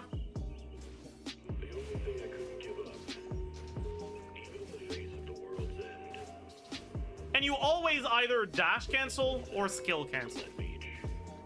You also want to dash cancel the skill because otherwise it has the same problem as the N4 animation, right? If you just do skill and then match normal attacks, he stares at the enemy for a while. So you want to dash cancel it. With a basic understanding that you pretty much are required to cancel his attacks and his skill, he doesn't tend to feel too bad to play when his attacks don't miss. His elemental skill tracking when you're not inside of burst is bad. If the enemy moves even just a little bit, it will very often just miss. But when you're inside of his burst and you use his skill, it changes and it becomes much better AoE. So it doesn't tend to be as big of a problem. However, as you may notice, the elemental skill inside burst does not generate an electro particle, unlike the elemental skill outside of burst, which generates 3. Alright, just like Xiao, if he uses skill during burst, he doesn't get his energy. Unlike Xiao though, he can't just use 2 skills before burst and then still get all the energy from his skill. In fact, Razor generally only gets 1 instance of particle generation per rotation. When you swap to him, you use his E before his burst because the burst resets the skill cooldown. Even if it didn't, you'd use your skill before your burst. And the skill that you do before the burst generates particles, but then you will swamp out before the burst is over. So you'll only generate 1 set of particles per rotation. Razor's burst cost is 80. Does that mean that Razor is completely cooked for energy? Not quite. There's a few parts of Razor's kit that actually help him for energy directly. So let's look at them. When you use his skill, you get an electro sigil. We can actually see right now, I have 3 sigils. When you use a skill, you get a sigil. When you use the C6, you get a sigil. These sigils have 2 properties. They have a passive property and an active property. The passive property is when you have sigils, Razor's energy recharge is increased. He gets 20% ER for each sigil. So when I have 2 sigils, I gain 40% ER. When I have 3 sigil, I gain 60% ER. The other property is the active property. You can consume these sigils doing a couple different things, and that regenerates flat energy for him. Each sigil consumed regenerates 5 energy. Let me grab 1 sigil and then use burst. it's barely noticeable, right? Because 5 energy out of an 80 burst cost is not a lot. If I have 2 sigils, it's a bit more noticeable. And if I have 3 sigils, it's gonna be 50, right? Oh, I called the particles by accident. You can consume sigils to gain energy by using either his hold E or his burst. His hold E, unlike his tap E, does not generate a sigil, but you can use it to consume sigils. Here's the problem. Right now, Razor doesn't have great ways of generating a lot of sigils. He generates 1 sigil on the top skill and 1 sigil on the C6 if it hits the enemy outside of burst. If you're inside of burst, it doesn't. So you'll only get 1 per rotation from that. What that means is you don't really tend to generate a lot of energy from using his hold skill to consume the sigil. So his hold skill tends to just not be used because it's slower, so it doesn't tend to be great. Which means that in practice, what generally happens is you will be regenerating 15 flat energy from using the burst every rotation, and you will have a little bit of extra energy recharge from having a certain amount of sigils throughout your rotation. That's it for the energy in Razor's current state. Razor also has an Ascension passive that increases his ER when his energy is below 50%. And finally, his burst, right? I said the burst consumes sigils, I said the burst gives attack speed, and it has a coordinated attack, and the value of the coordinated attack at high talent level is about half of the value of the normal attack. Unlike a lot of other coordinated attacks in the game, it is a separate number that is dependent on the talent value of something else. So you'll want to level both abilities. Anyways, Razor has a pretty big identity problem though, which is that Razor has about as much motion value coming from his normal attacks as he does from all the rest of his kit combined, which means about half of his damage is physical and the other half is electro. What that means is that if you build him for physical damage, half of his damage isn't getting scaled by that, and the other way around as well. Because of that, Razor's current best teams for his personal damage tend to actually not use physical at all. There's not really anything that scales electro and physical at once, but there are things that scale electro and pyro at once, and you can give Razor a Bennett C6 pyro infusion. But the problem is that Razor's numbers are just not that great right now. Now that we have a default understanding of Razor's kit, let's talk about the buffs and what they've changed. First, the non-witch buff, so it's a buff that is just on Razor as a whole. You don't need to have 2 witches for this buff to work. Instead of generating 1 sigil when his C6 procs outside of his burst, he now generates 3. And after consuming sigils, so after burst or after hold skill, for the next 15 seconds, he gains 10% crit rate and 50% crit damage. Also, whenever he generates sigils through his skill during the burst or outside of the burst, but it's mainly gonna happen during the burst, he generates 3 sigils instead of 1. Basically, his C6 makes it so that when he generates sigils, he always generates 3 at once, and when he consumes sigils, he gains a lot of crit value. This is a massive buff. And it's a buff for a couple of different reasons. 1, obviously, it's a lot of stats, but 2, it helps with his energy a lot. The reason for that is because generally, when you do your normal Razor rotation, you do this, whatever. We're having fun. I think I'm on TF right now, so I'm not going to use my skill off cooldown. I'm going to do it as if I was just doing a normal Razor rotation. Right, you end up like this, and then you swap out. And when you come back to Razor, you have 3 sigils. But you don't really want to consume those 3 sigils with Hold E because you'll consume them with Burst anyways. The changes to the C6 makes it so that the C6 proc that generates a sigil will generate 3 instead. So when you swap back to Razor with 3 sigils, you can consume all 3, gain 15 flat energy with this, then use the normal attack to get the C6 proc, get 3 sigils back, and then burst to get another 15 energy. And in practice, this looks like this.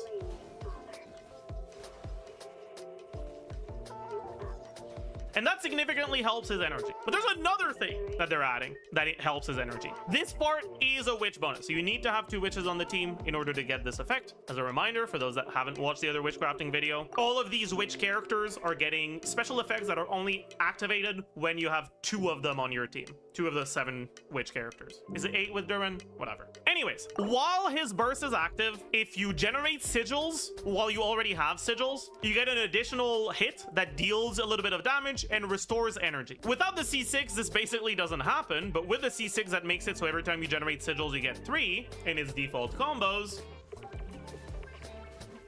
do E, then you do 3 instances of 3 normal attacks, generally. Then E, and then the same thing again.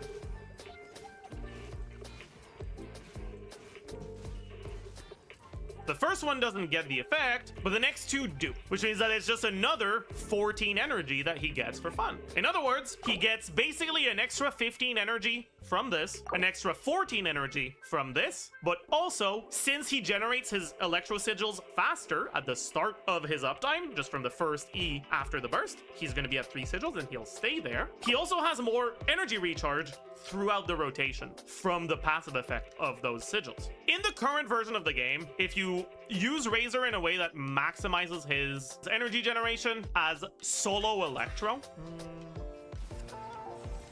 we're pretending like Mawika is Durin here, by the way.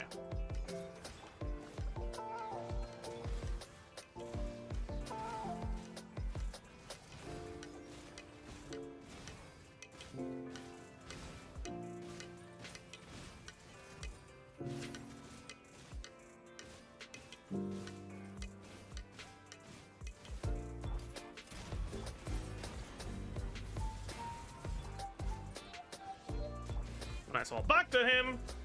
We have to wait to catch those particles on the second rotation, and then on the third one, even if we do catch the particles, it'll be cooked.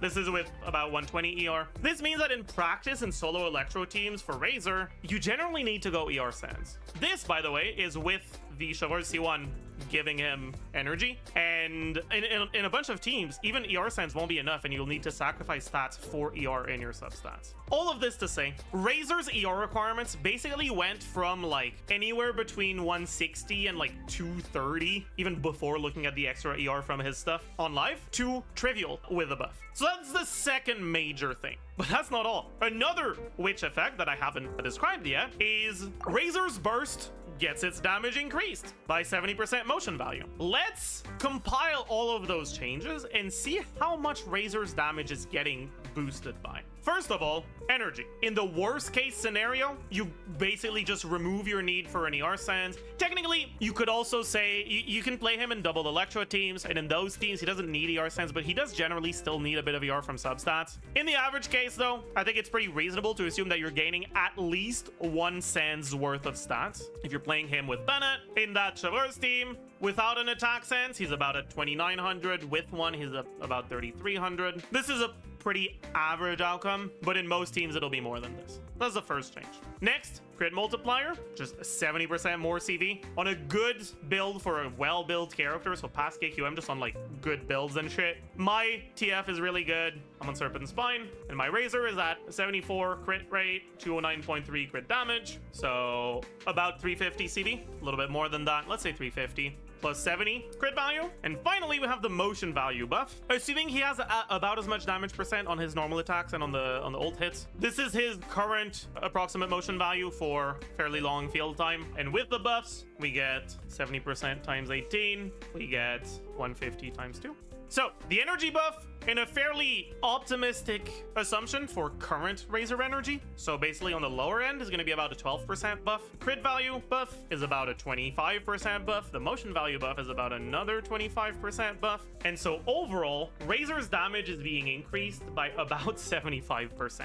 There are going to be cases where the energy changes are more significant, and this goes up to basically double. Now, I think a lot of people might think, okay, well, Razor's really bad, so how impactful is that really? And to some extent, that's fair, but I think people tend to very often overestimate the gap between the really good carries and the worst ones. If a carry like Yoimiya did 75% more damage, she'd be Mawika level. So like, yeah, Razor is really bad right now, but these buffs are big. With the buffs, the best Razor teams I've looked at, now that I've taken almost all I could into account, are generally hovering a little bit north of 90k DPS. If we talked about 100k before Natlan came out, we would have been like, oh my god, this Razor character is insane. Nowadays, 100k is like acceptable. And Razor, again, right, he doesn't quite reach that. So between 90 and 100k. It's a little bit above what the quote-unquote bad carries get wheelchaired to, basically. I think overall, Razor is actually going to be just a fairly like acceptable acceptable electro carry. A little bit worse than Klein, but on a similar level to Raiden, if not slightly better. I think a lot of people are going to hear that and be like, wow, Jeff, you're just a Raiden hater. How dare you say that Razor does more damage? I feel like people are often too attached to their preconceived ideas of, well, Razor is currently bad,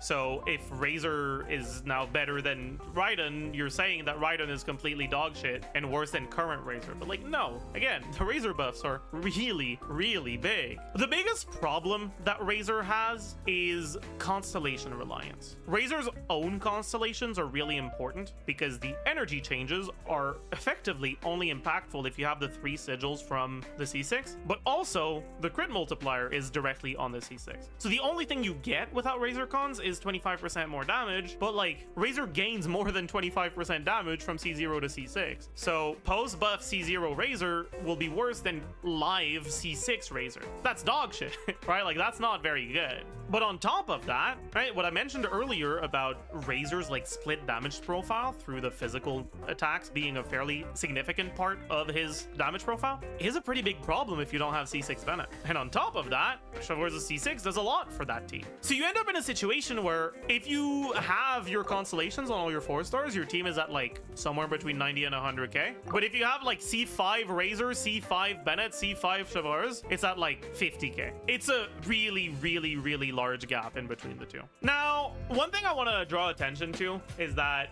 they're buffing both the normal attacks and the skill. In the live version of the game, it tends to be better to delay Razor's skill during burst because it's just kind of dog shit. And instead of using it as soon as it's off cooldown, you just use it often enough to maintain C4 uptime.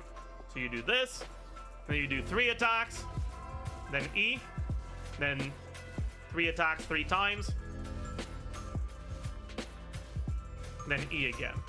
And you just repeat this. You can also do N3 and 4 instead of N3 and 3 and 3, but it's a little bit worse. Both the burst and the skill are getting buffed. The buff to the skill is a little bit bigger than the buff to the burst, but it's not quite enough to make the skill something you actively want to go out of your way to do. That means that TF on Razor won't be that good. TF will help for his energy. It doesn't currently help for energy because current Razor doesn't generate energy by using a skill in burst. Post buff Razor will because he will overflow on sigils. So you'll be able to do something like this. 1, 2, 3, 1. 1, 2, 3, 1. 1, 2, 3, 1. And you just keep repeating that. But the thing is, even if you are on TF, those combos are basically going to be doing about as much damage as the N3 spam combos. So it's not all that significant. But if you find yourself struggling with energy, that's something you'll be able to do. Honestly, I don't like the fact that the buffs are so focused on the C6 itself. But in terms of what they did for the buffs, I think they're really, really good. I think they're amazing buffs that take parts of Razor's kit that are currently kind of worthless, like his hold E, and incorporate them in a way that actually make them matter. Another thing that you'll be able to do in Stygian Onslaught with Razor is for your first rotation, you can do a tap E, and then 5 seconds later, because you get cooldown reduction from that, you can do hold E and 1, and that's gonna front load like over 40 energy generation on him. So getting his first burst on Stygian Onslaught will be a lot less of an issue than it is on characters like Shao that are also burst reliant, but that generally have some of their particle generation backloaded into the rotation. So the first burst in Stygian Onslaught is really hard to get. Outside of Chevauche's teams, you can also play Razor, and pretty much just any team where you would play an electro carry will also work for Razor. You don't need to play him with Bennett, but it will be a lot better with Bennett. Bennett C6, I mean. All in all, if you're playing him without Bennett, I'd say that he's generally going to be like a lot closer to Raiden's level. Maybe still slightly ahead. One thing that's kind of interesting is that when it comes to 4-star only teams, right, you'll be able to do something like this. Even in live version with Fischl, you generally don't tend to have big energy problems on Razor. So this probably isn't a very big increase to this team compared to the other ones. It's still a big increase overall, right? But it's not as big. But this is actually going to be competitive as one of your best 4-star only teams. Nothing is going to beat gumming optimal stuff, especially when you're looking at high investment, because Gumming melts, so he has one more multiplicative stat to scale off of. But outside of Gumming, right, the competition is with like Hyper Bloom, with National, and honestly, I'd say Razor's probably the best. And so your combination of two 4-star only teams that is going to be the strongest at just in terms of DPS, it's probably going to be this now. A funny thing you can do is you can try to play Vape carry Razor, and it's all right. There's also the fact that the lack of a set bonus that is useful for witches is a pretty big problem for Razor. Razor doesn't have a good set for him, right? The sets that work on him are like Glad doesn't buff any of his electro damage. A Lava Walker and Thunder Soother are not that great, even if you have full uptime, and you won't have full uptime. TF doesn't help too much because he doesn't really need to skill more often. And so his best set is going to be Gilded Dreams. Building EM isn't as good as building attack, but his set options that give him attack, damage, or crit are dog shit, and Gilded gives him a lot more stats overall. So from what I've looked at, his best set will be Gilded, second best set will be Echoes, third best set TF, but he effectively doesn't have a good set. And if he gets a set bonus that actually does something for him, the team DPS goes up by like 10-15k. So he could actually properly join the 100k club with a new set bonus. Would he beat Chlorine with a new set bonus? I will neither confirm nor deny. I think it's better if I keep my mouth shut. His best team is gonna be with Durin in this last slot. You'll be able to use other witch characters, but he doesn't have great synergy with anyone other than Durin or Fischl, so it's generally one of the two. You'll technically be able to do stuff with Albedo, like Shilonen, Albedo, Farina, something like this, but it's not ideal. You can do Bennett as well. It works, but it's not ideal. I wonder if there's ever a world where you do Sucrose, because one of the nice things about Razor is that his skill applies 2 units of Electro rather than 1, which means that the Electro stays on the enemy for longer after his skill, so it'll be easier to get VV setups with him. All right, obviously this enemy has infinite Hydro, but just for the purposes of showing that the Electro is staying long enough, it'll work. So you can do something like and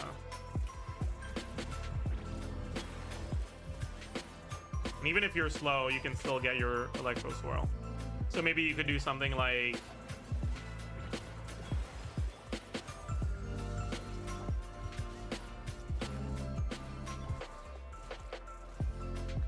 but I don't know about this one, honestly. Not quite as convinced about it. But unlike in live version, Hose Buff Razor is actually going to be good enough that gimmick teams like this won't be unable to clear like at least Starlabus level content. So honestly, I'm excited. Razor has one of the kits that's the coolest from 1.0, just conceptually, but his numbers are just really bad, so you don't get to really appreciate that. I think Razor might actually be the coolest 1.0 carry in terms of kit, the way that like everything ends up working together. And so I'm really excited to see him not suck complete ass. In any case, that's gonna be it for today. Honestly, I probably missed a couple things because there are so many changes because of the buffs, right? Because it's not just Razor that's getting buffed, it's also a lot of his potential teammates. Just keep in mind that I probably did miss a couple things. You know, don't be too mean if I did, please and thank you. But yeah, hope you enjoyed. Hope you learned a thing or two, and I will see you guys on the next one. Bye, YouTube.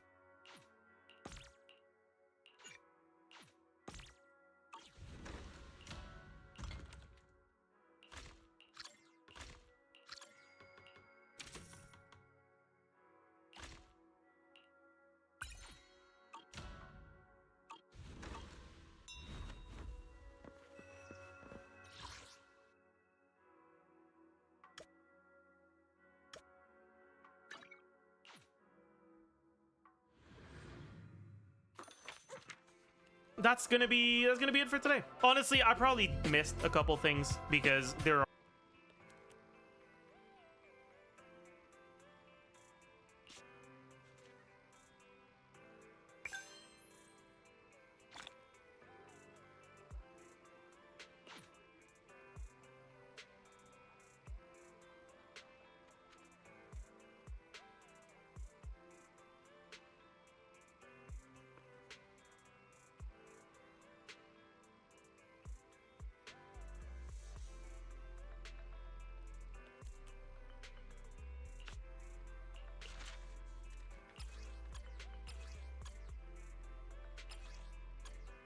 Hello, beautiful people, and welcome, to the Nefer post-release analysis video. This video is coming out very late. I apologize for that. I didn't record a Nefer first impressions either. When Nefer came out was right around the same time as we got all the exciting leaks about the character buffs, so I was really interested in that, and I kind of didn't pay enough attention to Nefer because of it. Anyways, as you may have noticed, this is an account that has Nilo and her skin. This is not my account. I ended up not going for her, and I'll go into detail about all the reasons why, but it's not because she's weak. Anyways, as usual for the post-release videos, we go through the pre-release video, we talk about what we got right, what we got wrong, what we missed. As we're gonna see once we get into reading her actual kit, her base gameplay loop is entering a stance that allows her to do a certain amount of attacks, and doing those attacks until you don't have any anymore, and just repeating that. And rather than being gated by cooldowns, you're just gated by how quickly you can do those attacks. Okay, so that's not entirely true. It is to some extent that you are gated by how quickly you can do those attacks, but there's another thing that can prevent you from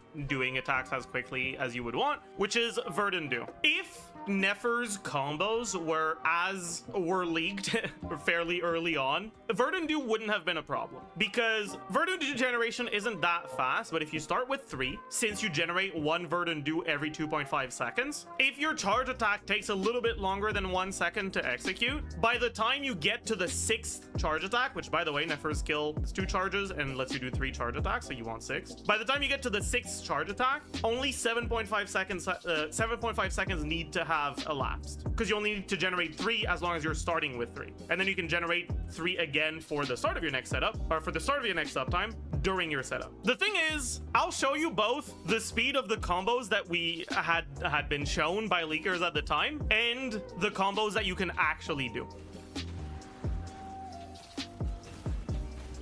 This is what the leakers had shown us at the time.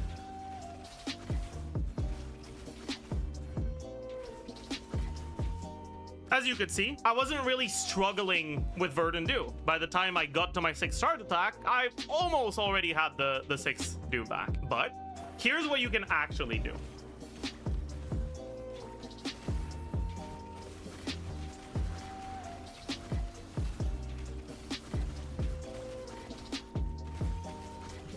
That wasn't perfect execution, pretty far from it, and we still had some issues.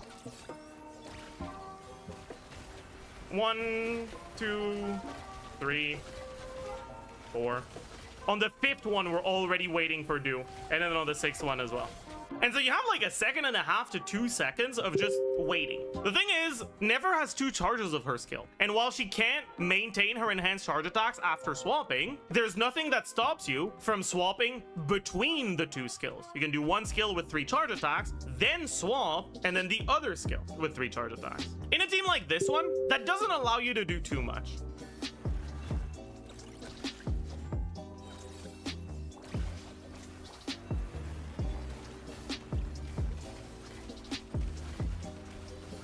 You get to go refresh your instructor on Kuki, maybe.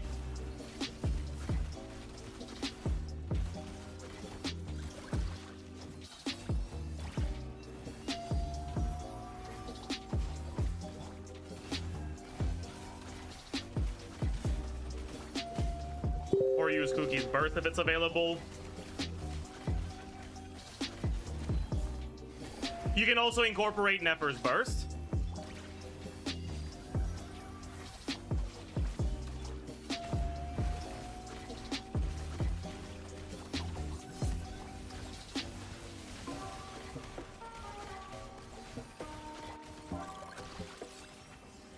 But generally, those are fairly low impact things. And because of that, characters that are generally not that great because of long animations, or that I've talked about at least in the initial video as not that great because of their long animations, or short uptime, such as Nahida with her long animation on the burst, and Sucrose with her short uptime on the EM buff, will both be able to work fairly well. With Sucrose,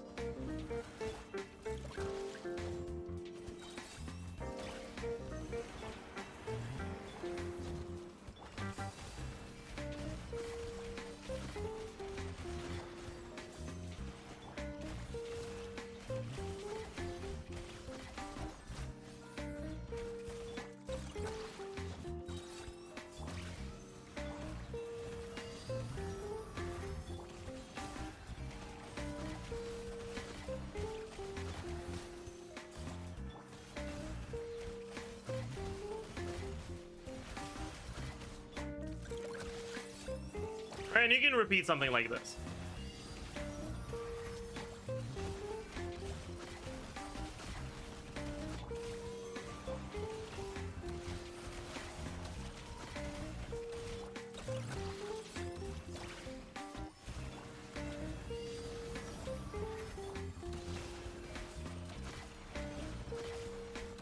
Alright, here we have the Sucrose burst itself refreshing her buffs, so we don't have to swap out, so we use Nefer's burst instead of swapping back to Sucrose to refresh buffs. And that was it for like the characters that are gated by buff uptime. Now let's show characters that should be gated by rotation length.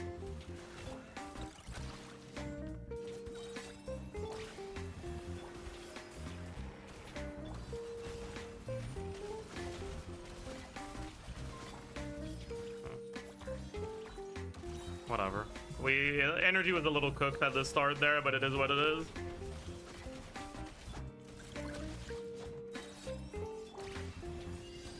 Alright, so instead of having the Nahida part of the setup before we swap to Nefer, we do the Nahida part of the setup in between the two charge attacks.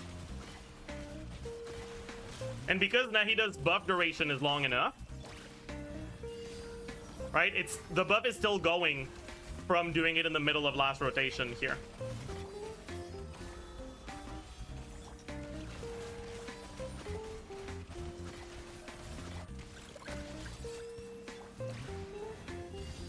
And so we don't have to swap back to the Nahida.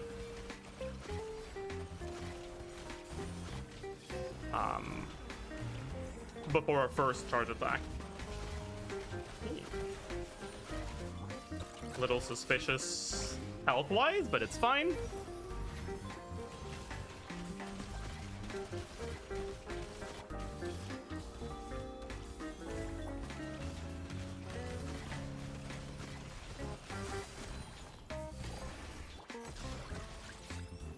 With really tight execution, you have time to add in a swap to Ino to refresh Instructor as well. If you don't do things like this, I want you to try to pay attention to the timer after I get my first rotation out of the way so I can start with full energy and show you what it's actually like. So if we don't, let's start at 35 and see how long a rotation takes.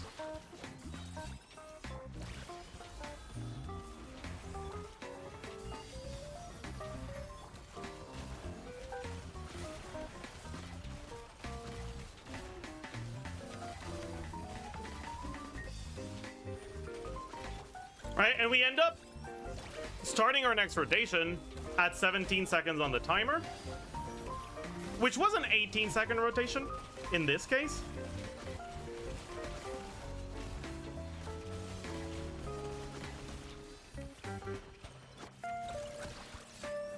Which technically isn't a problem. Technically, Nefer's skill cooldown is 9 seconds, so in order to get 2 skills, you need to do 18-second rotations. But if you get staggered at a time where it actually delays any of your actions in a rotation like this, it actually will extend your rotation. Whereas, if you do the setups I was talking about earlier, there's actually time to spare, which means that even if something goes wrong, your rotations will still be 18 seconds. And because she has 2 charges, she can actually do like 16-second rotations for a solid like 3 4 rotations before you actually run into a problem where your E is on cooldown when you want to use it. And if the enemies have any sort of stall phases, you can catch back up to your cooldown during those stall phases. Anyways, all of this to say, Verdant generation actually also does affect how you want to build her teams, and it does quite significantly too. In my very first impressions on Nefer, I wasn't aware yet of how long her animations were. So I talked about it pretty much assuming that the animation time wasn't really a gate. And then we realized that animation time was a problem. And so I talked about how that made her a lot worse than I initially thought. Well, now that we have actual footage of animation cancels on Nefer, she's kind of back to the initial where with good enough combos, your rotations won't really be longer than what your cooldowns allow. It'll still depend on the team, obviously, but at the very least, it's a possibility.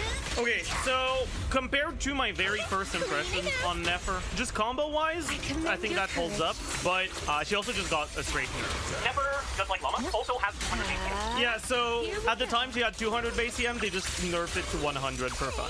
Every 100 point of Nefer's EM beyond 100 will generate the next up to actual rotation. Basically, this is a passive that allows her to generate Verdant faster when she by default, Verdant is capped at 1%. Okay, yeah, so at the time, I don't think I realized this. You don't enter the slither state unless you're trying to do a charge attack when you don't have Verdant.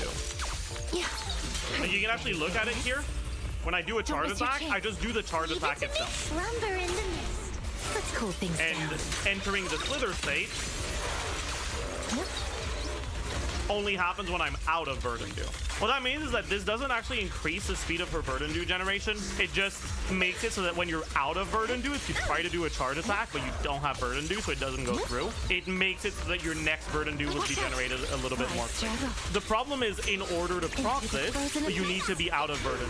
But if you start with full Verdant, you do 3 charge attacks with good cancels, you will have regenerated at least 1 Verdant. So you can't do this, so you have to use E again, and then use E, and then you have 1 Verdant. You use it, then you do the next attempt at a charge attack, and it doesn't work, so you get this effect, but you still have to wait for them. And so doing this isn't better than just swapping out. It's not better than just swapping out after your 3rd charge attack to do something else, to just wait out the Verdant generation naturally, right? Because technically, it means you'll be able to get your 3rd one out a little bit faster, but you'll have added field time to Nefer that you could have just spent on something else. This will basically just mean that it'll be 1.25 seconds of Verdant generation.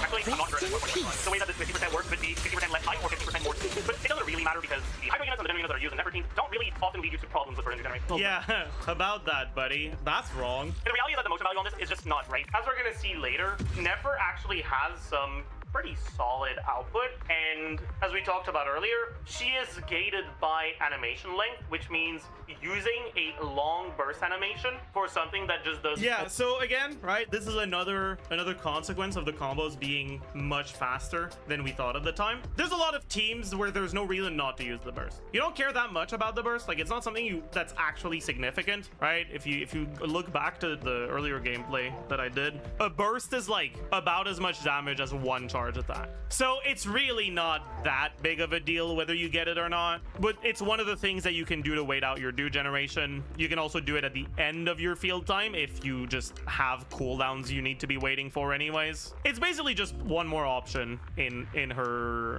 rotations, but it's not particularly impactful. The way that you can think about it is the burst button is an optional thing you can press when you feel like it. You don't have to build energy to get it, so ER is pretty much a useless stat on her, but it's not bad to use when you have it available. I think I would still say that ER is basically a useless stat, despite the burst being a bit more useful than I thought at the time, because it's very rare that you only have one thing you could be doing during Nefer's burst, like the time that you could spend on Nefer's burst, and it's rarely going to be like that much better than your alternatives anyways. ER is like not that good. Let's talk about rotation length. Baiju's burst gives a Lunar Bloom damage based on his HP, and so a lot of people would think, oh, that should be pretty good for Nefer. Well, the reality is that because his burst animation is fairly long, because he's a 5-star character, when you have Baizhu on the team, using your burst straight up gimps you. Okay, so that's not the case anymore. Using a character like Baiju's burst, if you're doing it between your Nefer E's, it doesn't actually significantly extend your rotation length. But with Baizhu specifically, his burst is still a 20-second cooldown, so you can't use it every rotation, so he's still not that good. If you have Baizhu in the team, you still want to use his burst because the support sets that you would use on him are generally reliant on having some form of off-field application. But Baizhu can straight up be worse than Chi-Chi because Chi-Chi with Sack Sword just swaps in, presses skill, swaps out. Doesn't extend your rotation. The fact that you can swap out means that if you go Sack Baizhu on the rotation where you don't have burst, you can do, if you have him on the Serenade set, you can use his E, you have 8 seconds of Serenade, go to Nefer, do 3 charge attacks, and then back to Baizhu and use another E. Or you could do C1 Baizhu as well, but I don't know if I'd recommend selecting Baizhu C1 just for that. I mean, we've talked more about Baizhu than we should have. Baizhu is not a particularly good option. There's very real opportunity for Nefer teams to get better with future characters because right now the competition is pretty tame. Yeah, that's also true. Your Hydro options are just so god awful that even a character like Karina that doesn't even do anything other than Serenade uptime, Verdant Dude working is like pretty solid. Like it's pretty competitive with your alternative. I think it's very, very likely that the team will get some stronger Hydro options. Finally, we have Sack Frag. I think a lot of people will get baited by the skill reset on Sack Frag. It's not like bad to get a skill reset, but unless the whole rest of your team is like completely zero skill time, getting a skill reset doesn't even necessarily mean you're gonna use it. Because you kind of just swap out to refresh your buffs after 6 charge attacks. Yeah, so you do end up only doing 6 charge attacks per rotation even with Sack Frag, but Sack Frag does allow you to basically bypass the cooldown of the second skill, which means that your rotations, instead of being forced to at least average out around 18 seconds, can now be shortened even more. Verdant Dew generation, if your Hydro is always active, it's 1 per 2.5 seconds. So for 6 charge attacks, you would need 15 seconds of Verdant Dew generation. So your very, very lower limit for rotation length on Nefer, if you're not trying to do the passive split with, say, Verdant Dew acceleration stuff, is 15 seconds. And if you're using supports that have field time that is short enough, there are actually a few teams that can get rotations down to about 15 seconds. Mainly, you're looking at the Aino Kuki stuff, where because Aino's animation is pretty short, because Kuki's animation is pretty short, the only off-field animation you actually have to bother with is Llama, and you get to just have 15-second rotations if you do Sack Frag. That is actually slightly better than 17 to 18-second rotations with Black Marrow or with Witsith, but it's not that much better, and in order to capitalize on the upside for Sack Frag, you need to be doing rotations that are actually shorter. So if you get interrupted and you lose about a second or 2 seconds because of that, you're now doing a rotation that is like 17, 18 seconds, and the Sack Frag effect didn't do anything for you. But it can be a pretty reasonable option otherwise. If I were to rank them from best to worst, I'd say that I'd probably put Sack Frag above Sack Jade now, because it's just too easy to overcap on Sack Jade. But I think the rest pretty good. Artifact stats are incredibly straightforward. You go EM. Yeah, nothing to change about any of this, honestly. I guess I should talk quickly about the support sets on her team. You want Deepwood and you want Serenade no matter what. Generally, you'll have Llama, you'll have a Hydro, and you'll have a Flex. I like putting Llama on Deepwood because Deepwood is the most important set, and Llama's on Deepwood in pretty much all of the teams where you use her. Then, depending on what you play, you either want Serenade on your Hydro or on your Flex. If you're playing something like Nahida, Aino, if you go Serenade on Hydro, Nahida doesn't have a good set she can use anymore. Whereas if you go Serenade on Nahida, you can put Instructor on Aino. You can't put Instructor on Nahida because you'll have too much Dendro, so she's not going to be the one triggering Bloom, whereas Aino will be. Generally, when you're playing 3 Dendro, you put your 2 Dendros on Deepwood and Serenade, and you put your Hydro on Instructor. If you're playing something different, something like Aino Kuki, for example, I generally prefer having Serenade on Aino and Instructor on Kuki, because it's easier to meet your ER requirements on Serenade, because it's a 5-star set that has a 2-piece ER than it is on Instructor, and Kuki's burst doesn't matter. And if you're playing a character like Inefa as your Flex, because Inefa's damage matters, then you want to go back to Instructor on Aino, or another Hydro. And finally, we have teams. The first Llama in Nefer team is a Llama spot. If you don't have Llama, oh boy. Llama is about anywhere between like 25 and 35% ahead of the next best option for Nefer. It's a very big difference. Yeah, the difference is like actually massive, to the point that in current Stygian Onslaught, Fearless, first our weapon, no con Nefer, without Llama, is like, it needs good optimization to even clear Fearless. With Llama, you could put a toddler on the keyboard and they Although, to be fair, Fearless Hera is probably the hardest boss we've ever had in Siege and Onslaught, so it's definitely exacerbating the issue.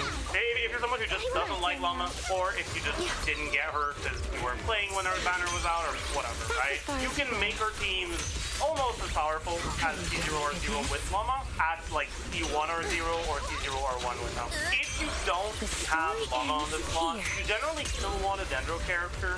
Well, when I did my testing with Sith Llama versus R1 Nahida, I was getting actually pretty consistently slightly better results with Llama, but it wasn't that big of a difference. Depending on your Hydro slot, there just isn't that much of a difference between the like decent options. I know you can use Arena, you can use Crypto. I know is like the default option, but unfortunately, I know sucks ass. So as much as like you can just use her by default, it kind of doesn't do that much for you. And the reality is that C0, I know, just straight up doesn't do anything. He applies Hydro, but that's it. He's not even that good at it. He doesn't give you a buff, he doesn't really deal damage.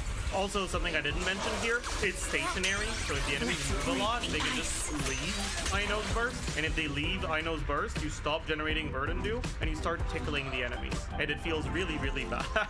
The Hera specifically, and I guess Sigurd as well, they're enemies that move a lot, so you can really feel it in this Siege and Onslaught. Other than that, you have Xingqiu, and Xingqiu here would be used, just like in Flynn's teams, with alternating skill and burst. The fact that his orbitals are enough is a very big deal because you don't want to do normal attacks on Nefer. Unlike a character like Mawika, the startup of Nefer's charge attack during skill is not considered a normal attack. Right, with Mawika, like when you start inputting your attack button, it starts with an animation that is the same for the normal and charge attack, and it decides whether it commits to the normal or the charge attack based on how long you hold your button. But because it's coded that way, you can actually see it if you look at it like frame by frame. At the very beginning of the charge attack animation,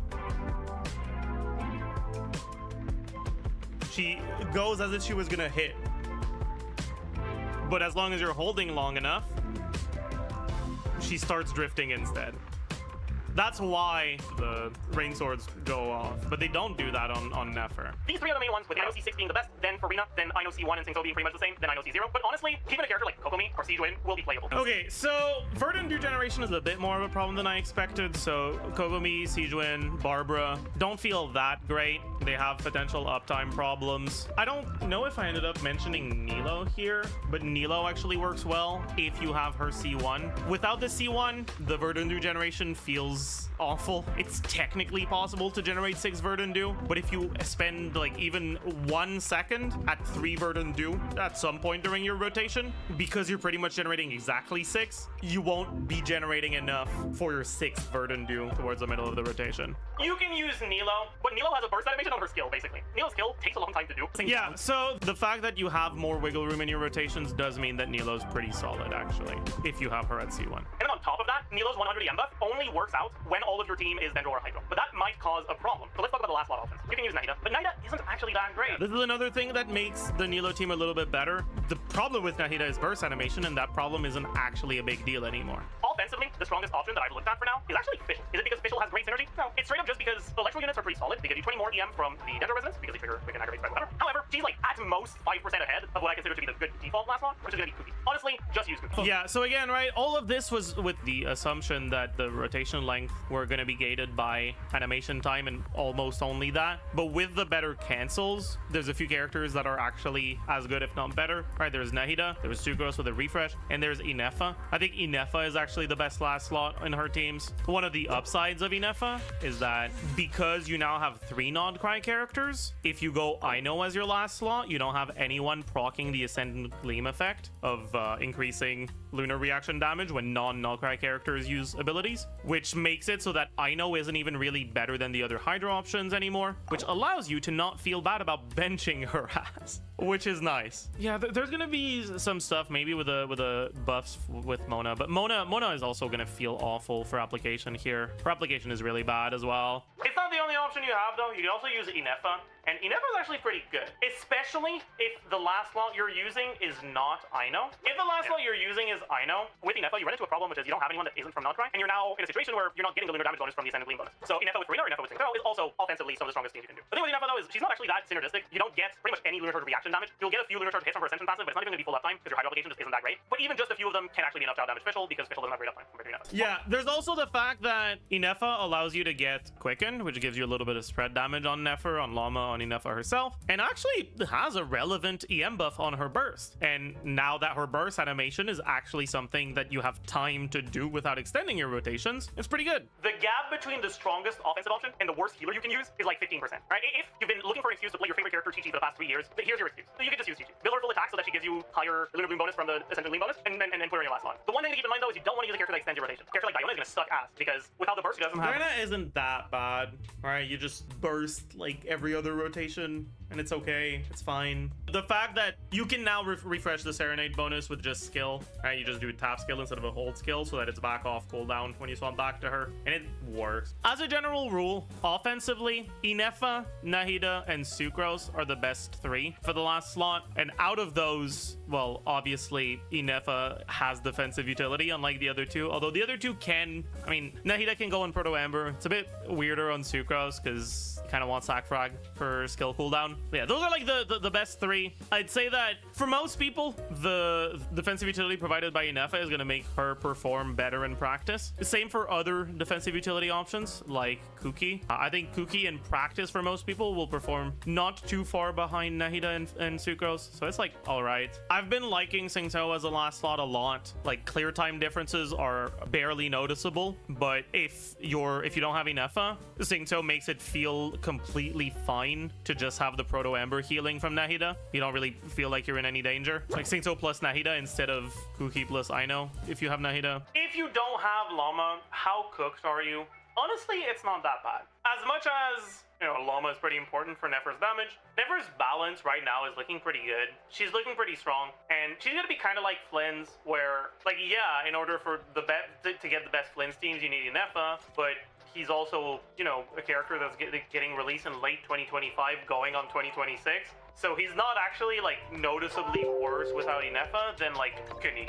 Like, she'll work. She's also just outright better than Flynn's. So despite the gap between having and not having Llama being bigger than with Inefa for Flynn's, the best Nefer team without Llama is better than the best Flynn's team without Inefa. Yeah, I'd say that, like, right now, if you don't have Llama, Nefer doesn't really feel too appealing to me. There are characters that deal with the Nefer shill bosses more easily than Nefer herself does if you don't have Llama. I don't really feel too comfortable recommending anyone get Nefer if they're not also planning on getting Llama. In her current state, based on what we know so far, based on the combos I've seen be possible, I'd say somewhere halfway in between Burst and Stir. Honestly, I don't really think that's the case anymore. I think that was a bit optimistic, and she got a nerf. And Durin's gonna be a buff to Verissa's options at the very least. Putting all that together, I don't even know if I'd say she's better than Verissa. I'm sorry I doubted you, Verissa. I'll never do it again. She is still, like, one of the better carries, though, for sure. And I do expect her to get better with Columbina. But she's not that good. But the thing is, that's not the reason why I decided not to go for her. The reason I decided not to go for Nefer is because, honestly, she feels bad to play. So let me quickly talk about, and I guess this is gonna be like the equivalent of a first impressions video because I didn't record one of those. But I want to quickly talk about my issues with Nefer's gameplay. The Verdant Do stuff, I think, is...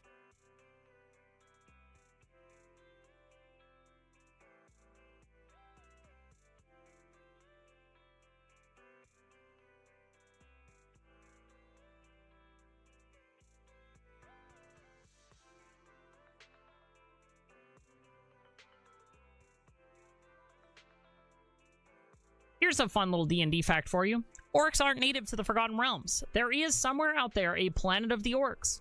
While elves have had contact with orcs since forever, the elves also aren't from Toril. They're from the Feywild, formerly the Plane of Faerie. And soon after the elves migrated to Toril, orcs appeared too. One group was brought over by a demon called Heshkar about 26 centuries ago. They were defeated and scattered, but evidently enough survived. An army of orcs 100,000 strong was mentioned in the histories of the Third Crown War 12 centuries ago. And then, about 2.5 centuries ago, we have another big migration. A renegade wizard studying the lost Imaskari magic that had once brought Mulani to Toril used the same magic to instead open a portal to the Orc homeworld, seeking to raise an army to conquer the world. He was foiled, but they never found the portal. 5 years later, the theocratic empires of the planet of the Orcs did find the portal, and thus began the legendary Orc-Gate Wars. Get it? Because the Orcs are coming through the gate? Orc-Gate. Here's a fun little D&D fact for you. Orcs aren't native to the Forgotten Realms. Fine, right?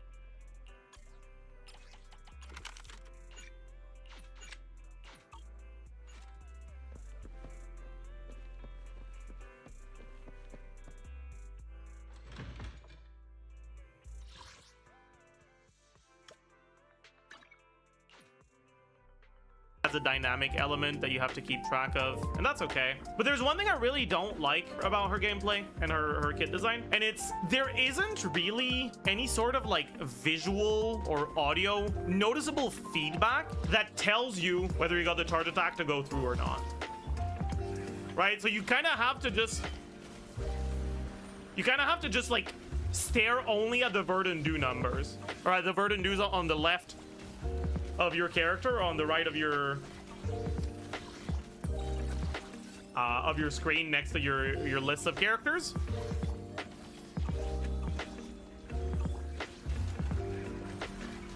And you don't get to actually pay that much attention to what's going on other than that.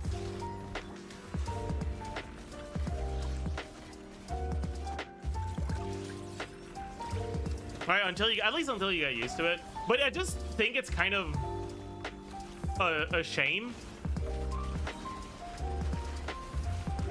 that it doesn't really feel satisfying to land her combos, because there is no like there's no hit lag, there's no like it feels like they undercooked the animations. Basically, the animation is fine and the visual feedback is there when you don't cancel it, but I feel like they just didn't give a f about what the gameplay looked like when you do cancels. And because cancels are necessary for her not to suck ass, it's a shame. That was the first thing. The second reason why I didn't go for her is because I did not like her in the story at all. It's been a while since there was a character that I disliked more. Yeah, the last one was probably Alhaitham, and before that it was like Raiden or Ayaka. But yeah, Nefer just, I did not like her characterization at all. And I think that conceptually she's a cool character, but they did not do a good job of convincing me that she is very good at her job or smart. They tell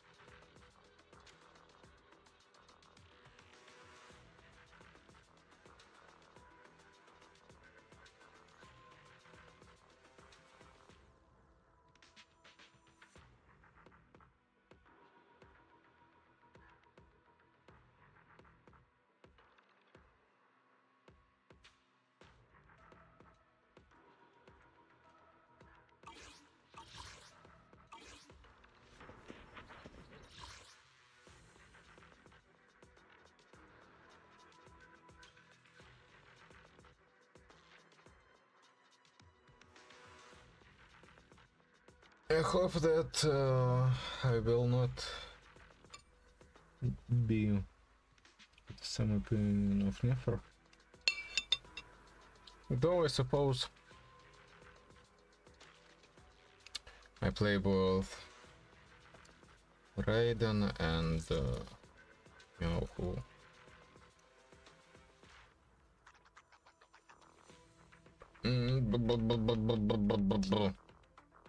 But the general Sugami Pokumi, yeah. I play both of them, despite their faults at being really what they must be. They're supposed to be by the story. What? By the plot.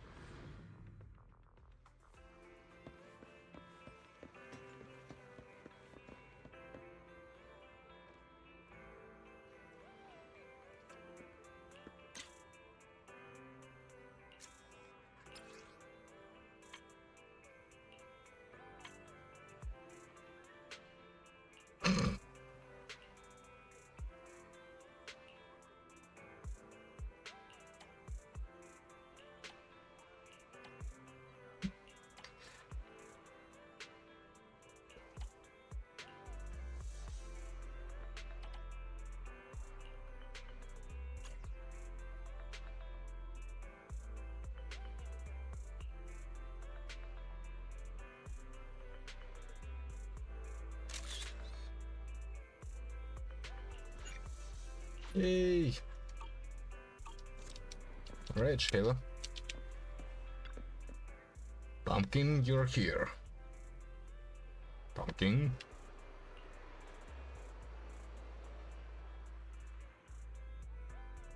A Katina drew up onto the rails.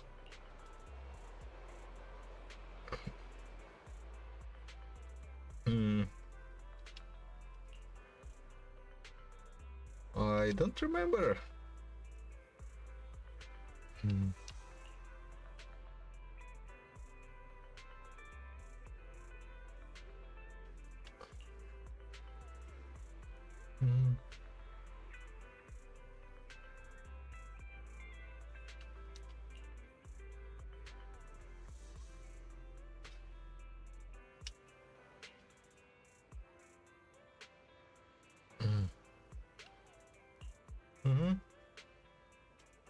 Covers her face as she takes out a magazine.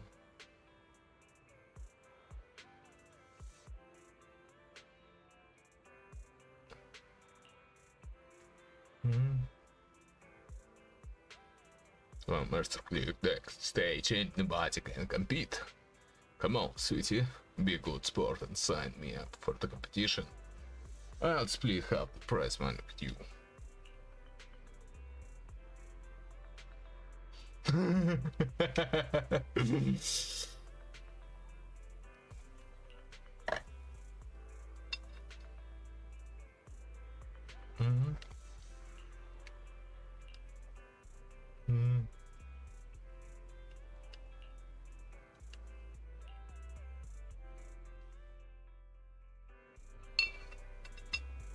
Because I'm here.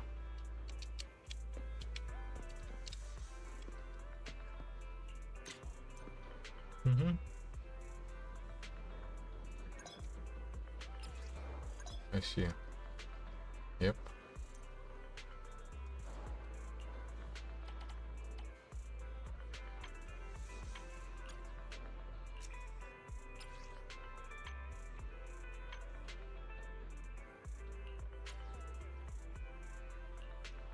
Or maybe I should go with Aye.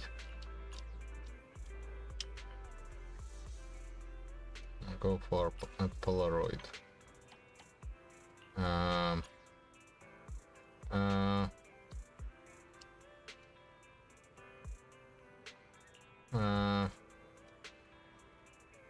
Not a Polaroid.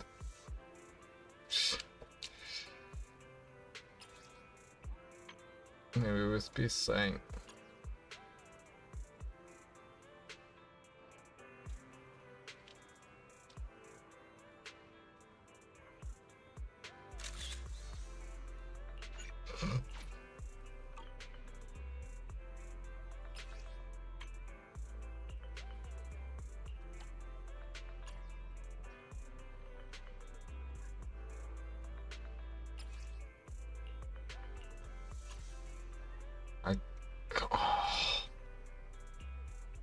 Those covers, they cover up way too much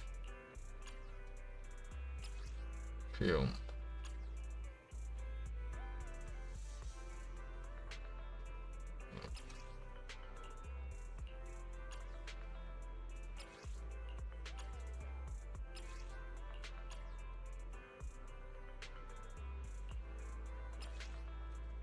Hey.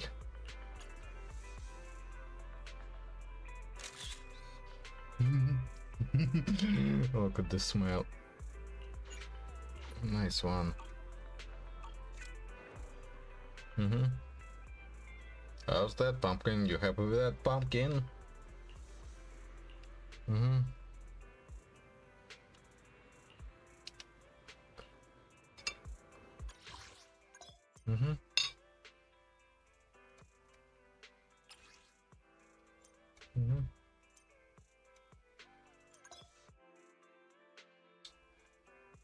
Take a picture of an age in the planet, tribute anomaly.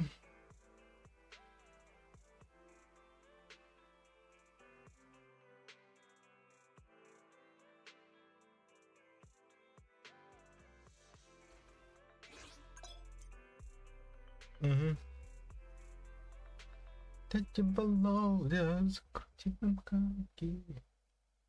Дядя Володя, закрути. Oh god.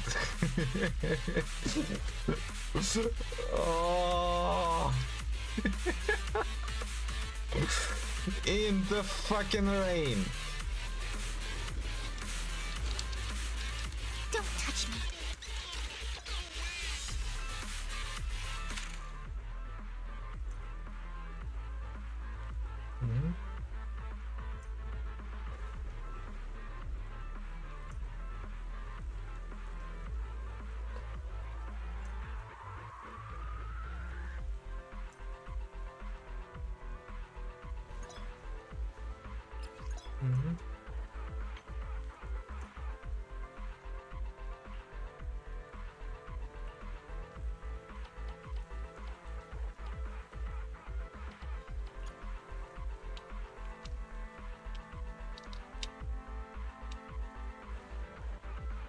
Oh.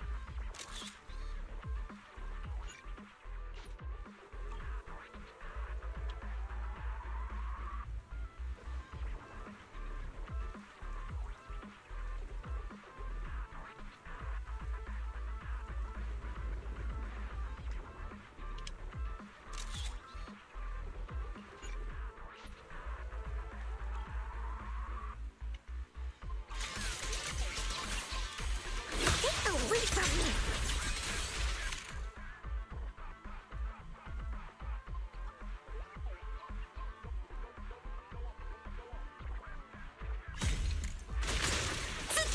Break time! Stay on offense! Focus on the target.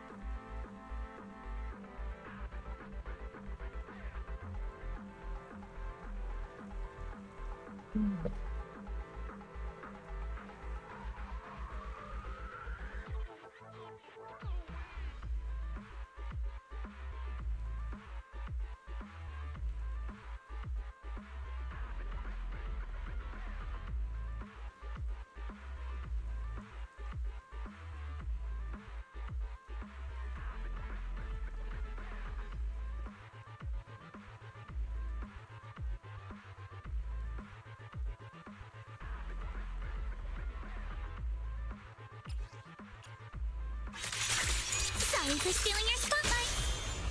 Time to advance.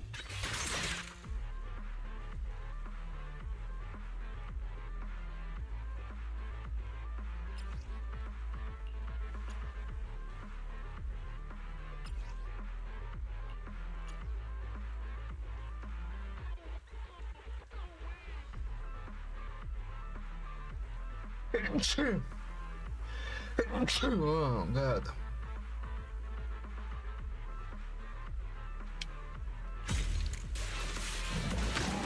Yeah.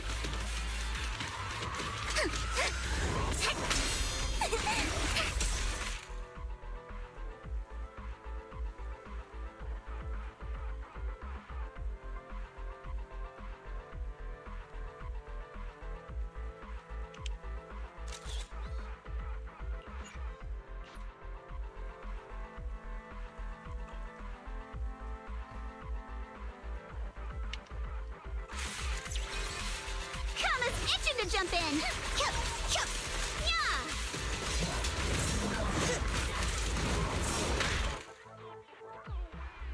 Oh no. Prepped and ready. Strike in an instant.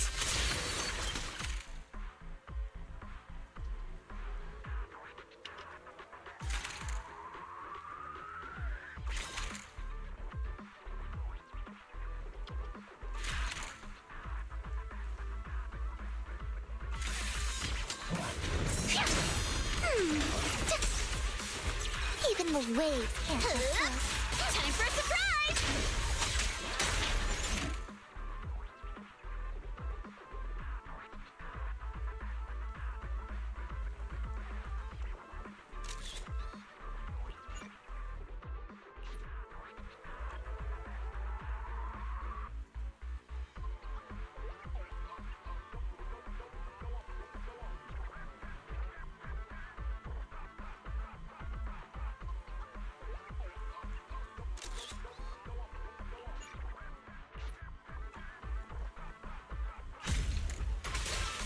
You're gonna pay! Oh my!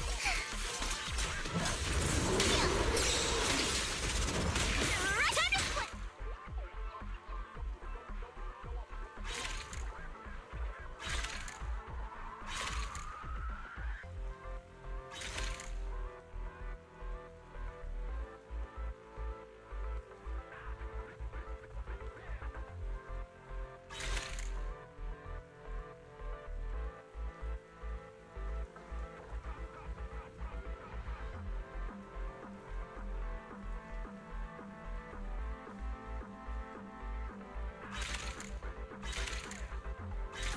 A chance to score!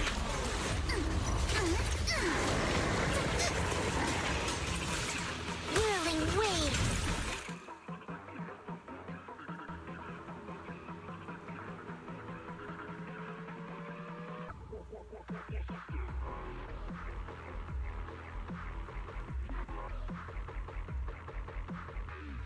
И мы нам это playing attribute amount.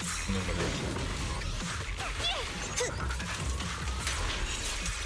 No time to deal with you individually. Apart.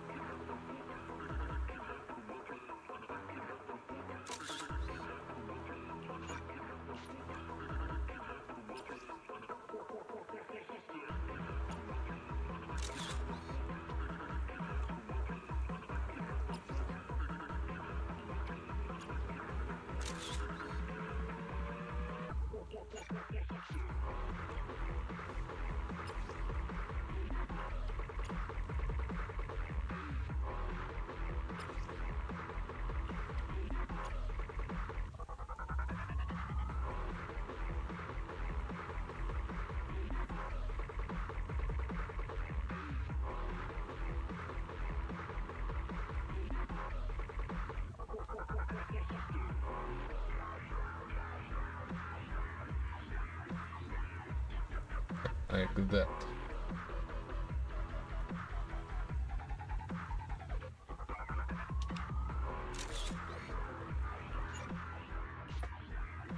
Crazy group.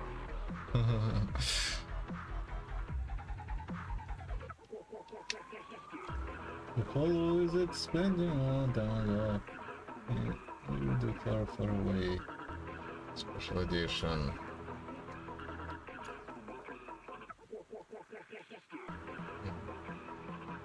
Polaroid as well.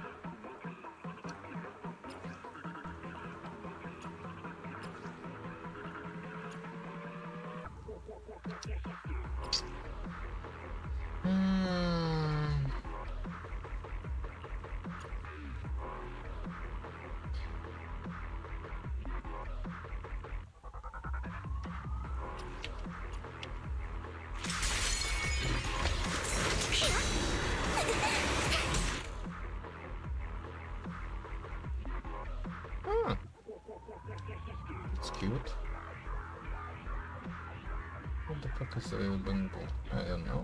But hey, cinematic. I'm going like this.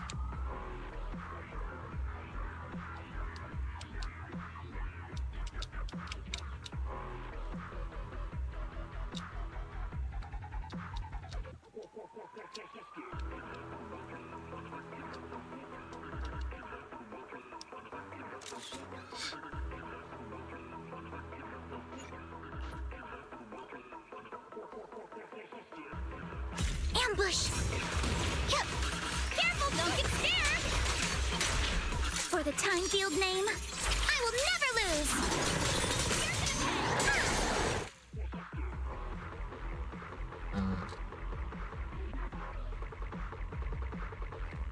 Can't really use that.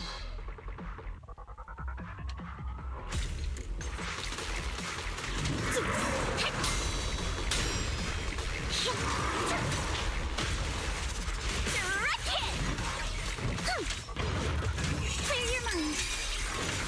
Solid hit. Score one for me. Move with the blade. Fool. Don't touch me.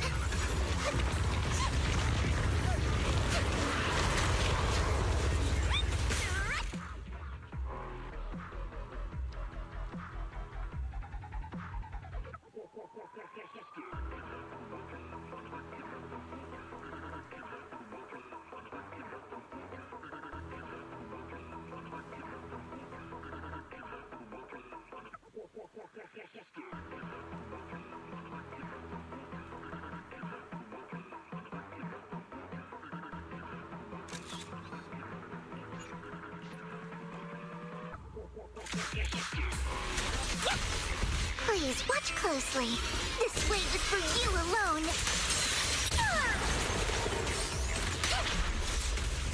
Don't get scared now! Fire! Woo!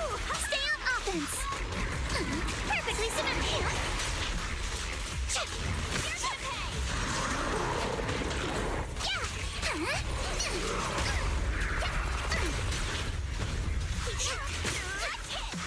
away from me!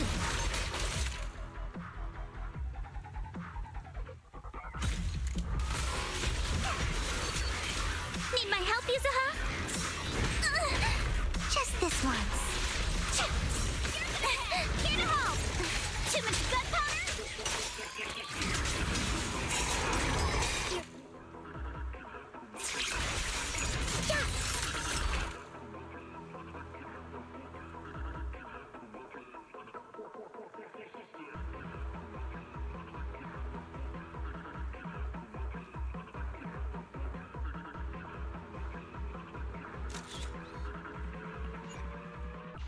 Moment before disaster strikes.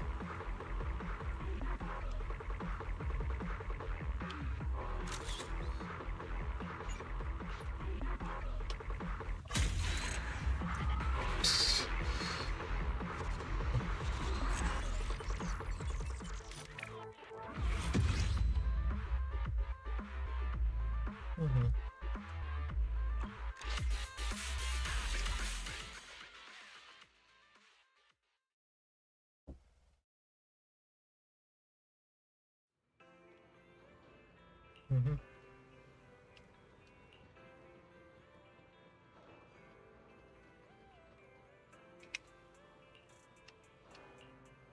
Mm-hmm.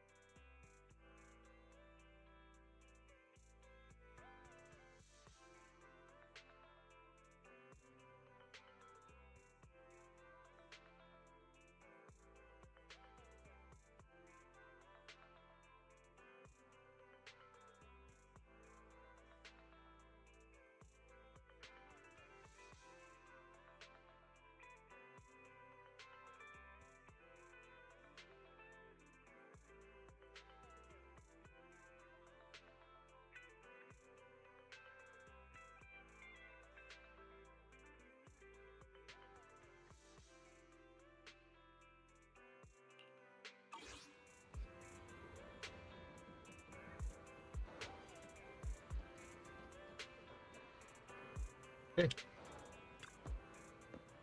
Pumpkin.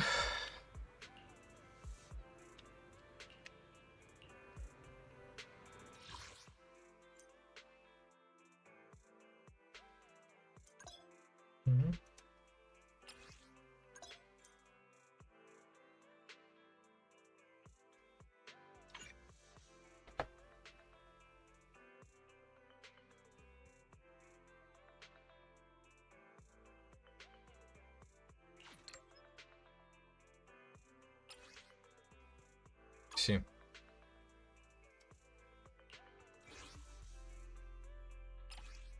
I see.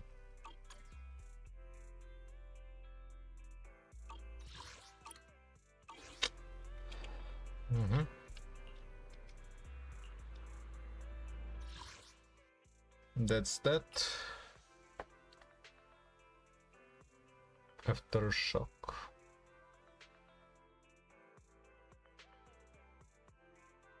Hollow frame, 2 people. Yeah.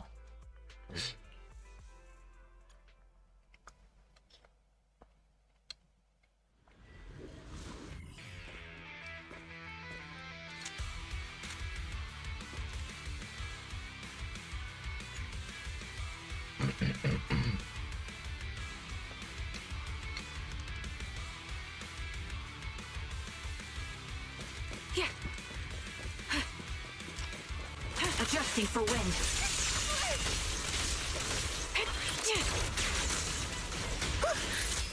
I'll pierce right through. Fire support ready.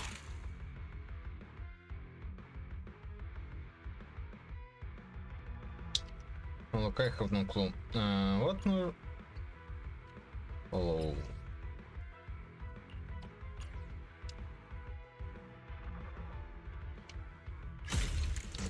Time to pin them down.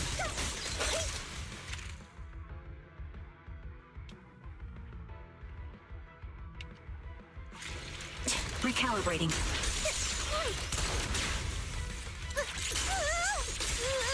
Not over yet! No way out! Am I keeping up, Captain?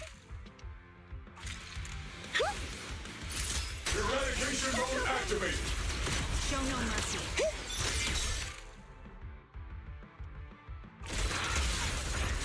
Seed, don't go darting too. Ether vision activate.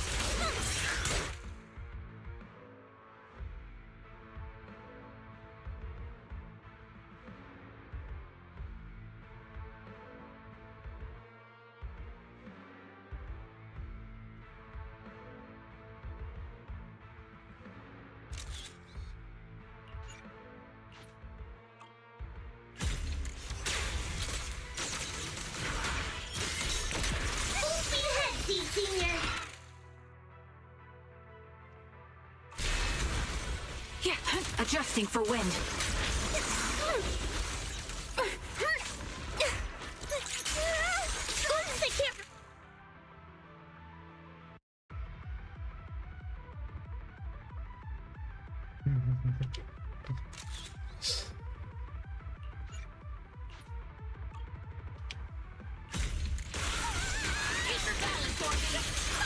Let's see. Ether vision activate.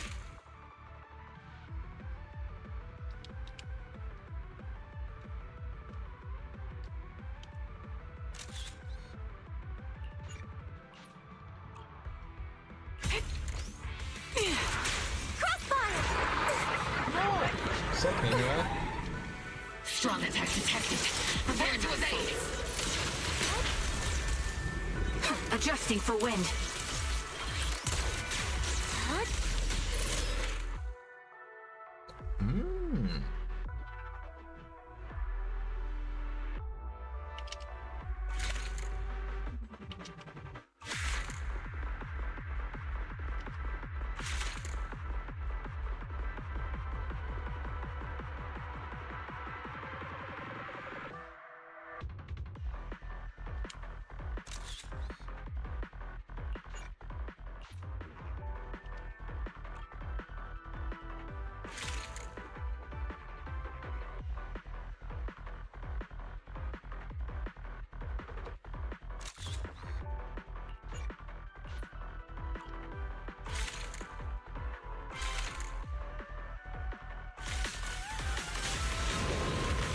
Behind me.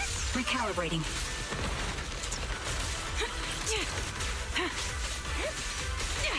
Not over yet! Ready. Let's beat this place red with your ice power! Break through. Initiating rush attack.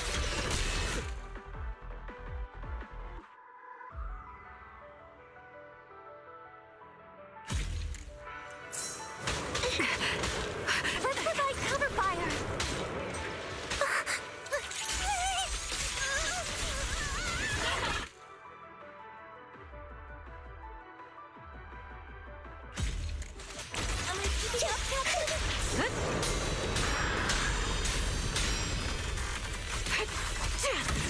Ether vision activate.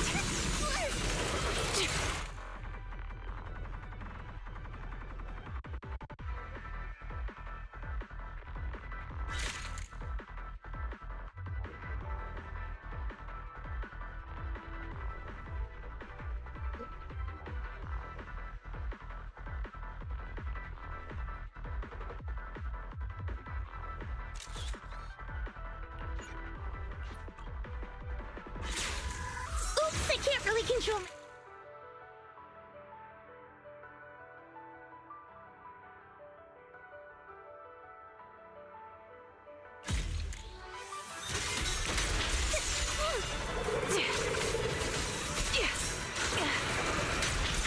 Circle them.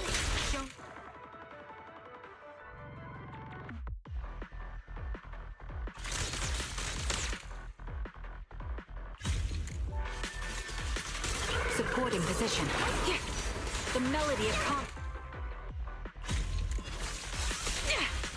Sniper's Creed. One shot, one kill. Not over yet! Pin them down. You're in my sights. Supporting position. Keep your balance,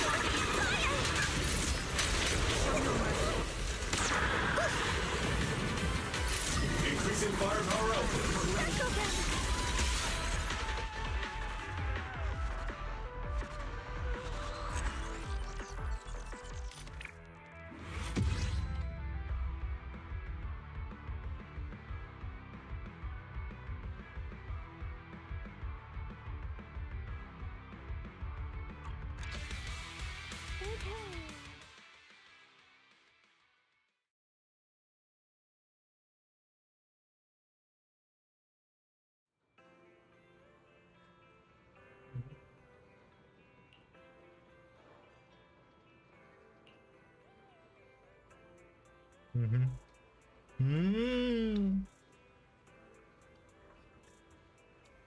Ooh.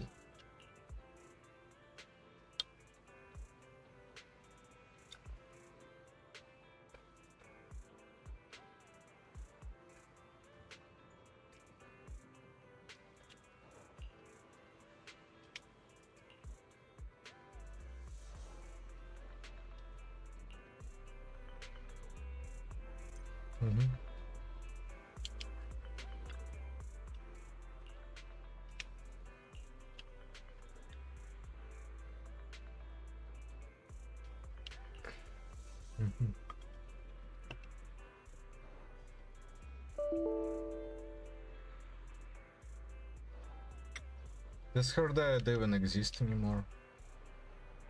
Ah, I ran out of disk space.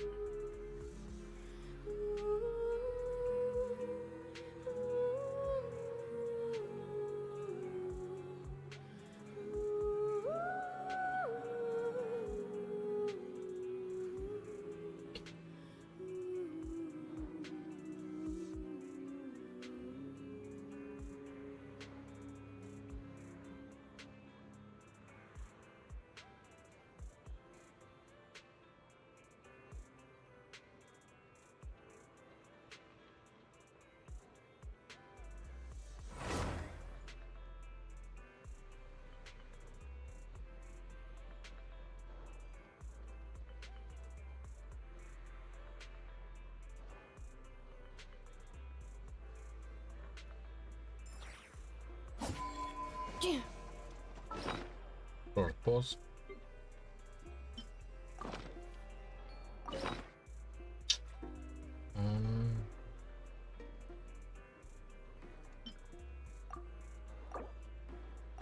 So something useful.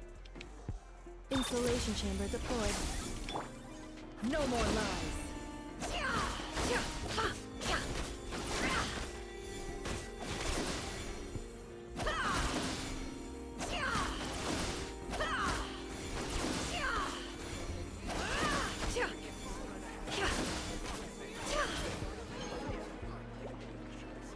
Okay, fine.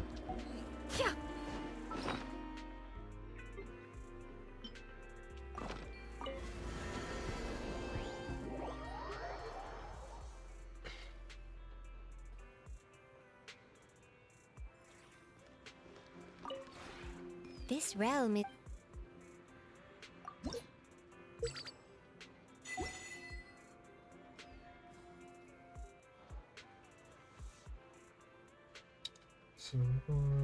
Тоста за наши мечты бегут сумасшедшие дни.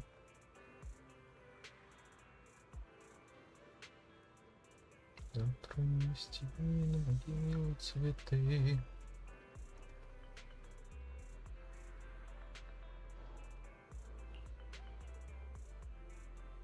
Угу.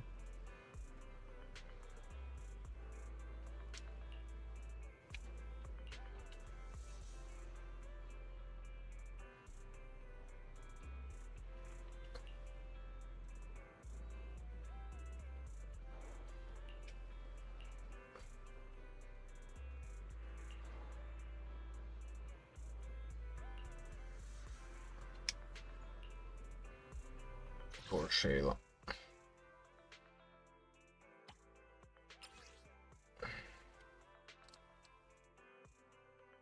Yay! Yay! Jane. Sure.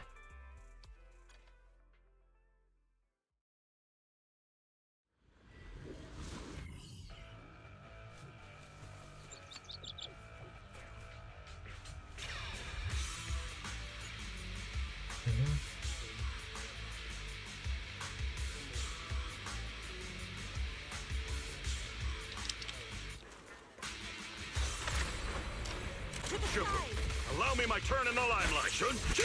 An opening. Let's make this quick.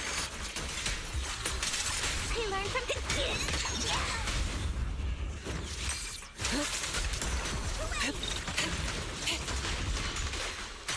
Concentrate.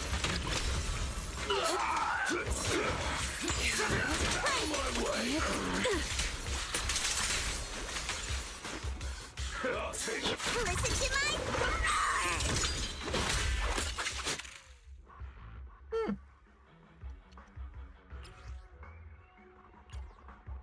Deal with this.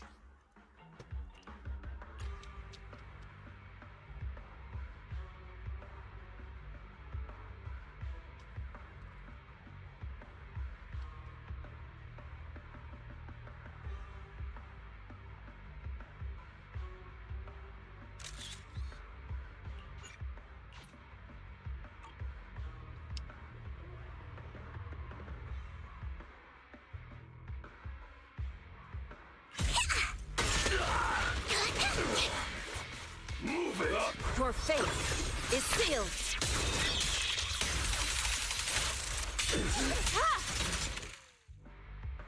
Oh.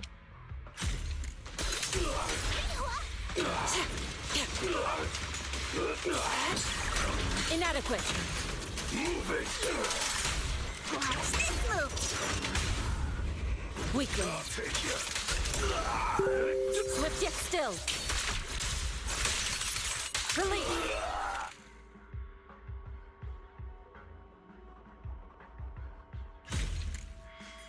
Look out. Time for an appetizer.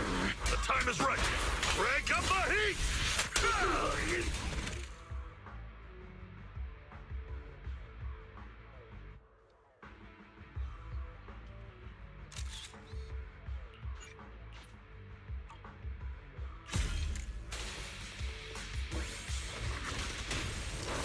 Let's finish this.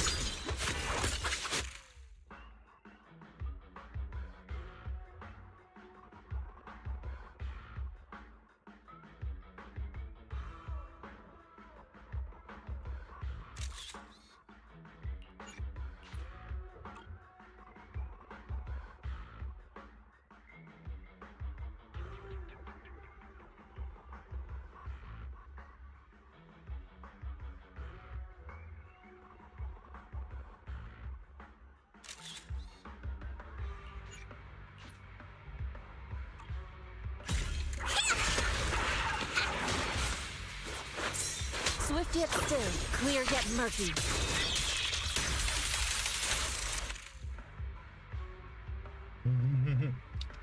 I can't move it. I can't move the camera. Fuck. That's still nice.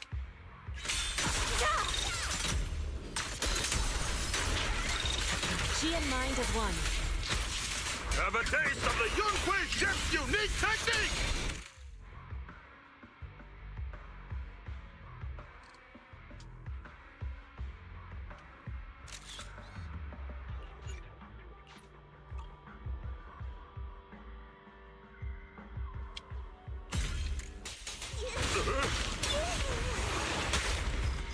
I'm scary and fierce. Evil shall be purged.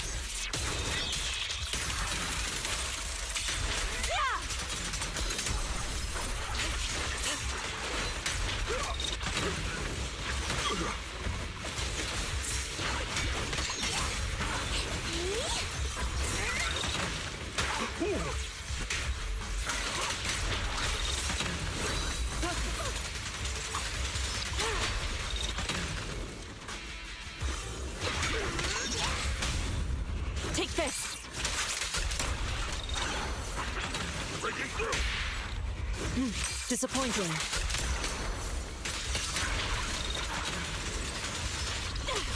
Your fate is sealed.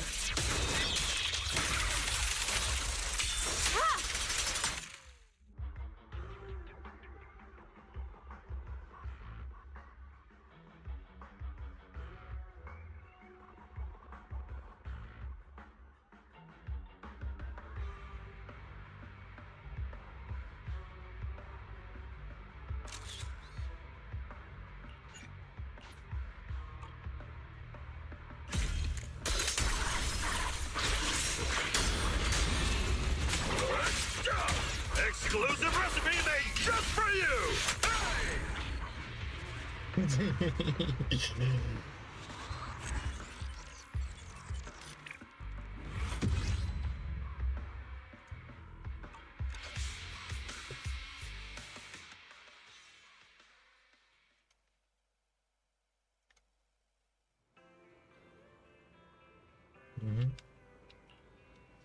Heat waves erupting, scorching off camera under rusty metals, rendering to the flashes.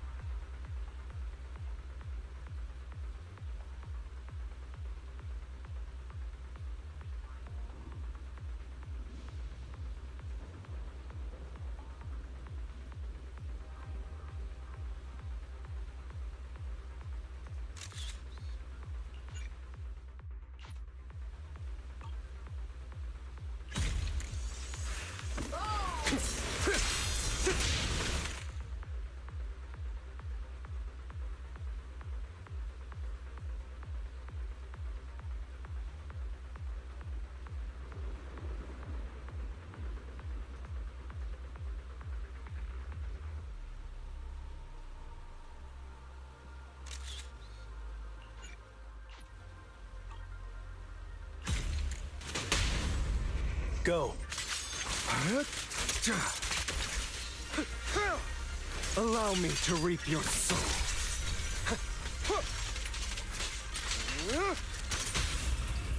I'm waiting.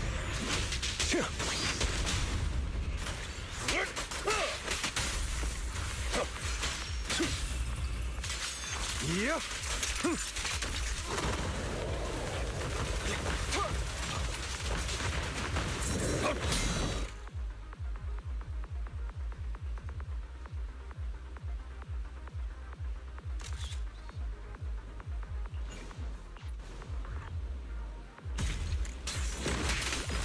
Gotcha now.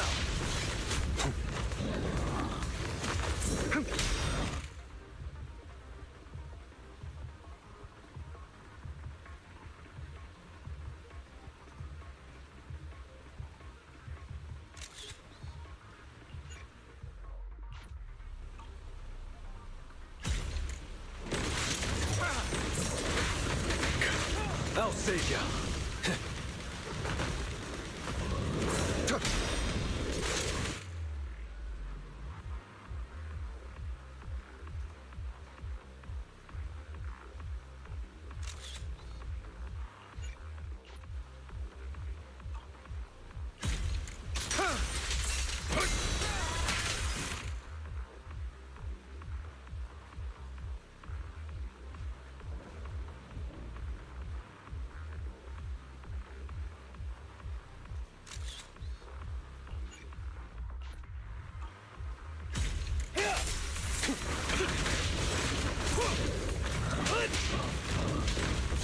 I'm here. Huh, what's up? There it is. It's about time you kneel.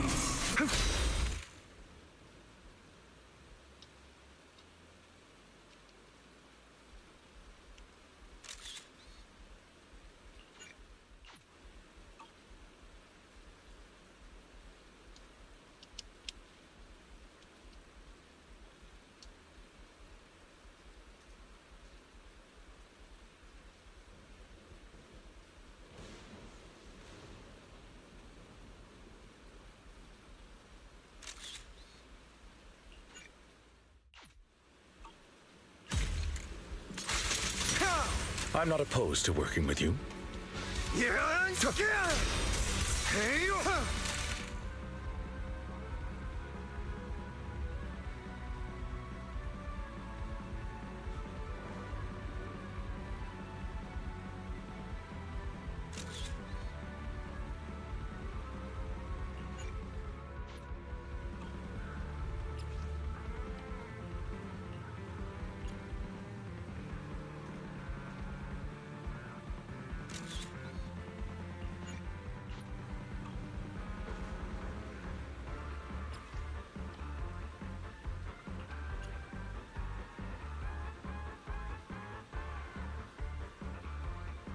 I have you now.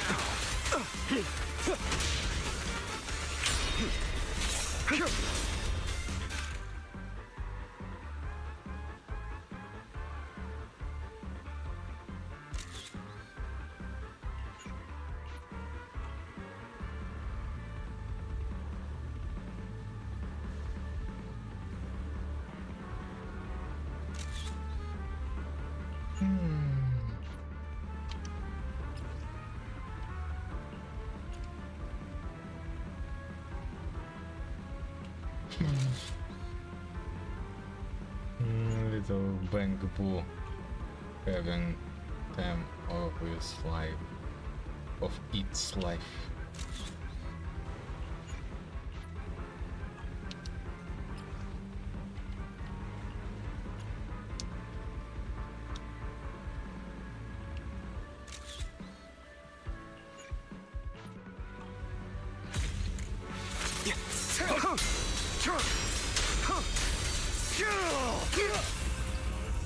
What's your honor really worth?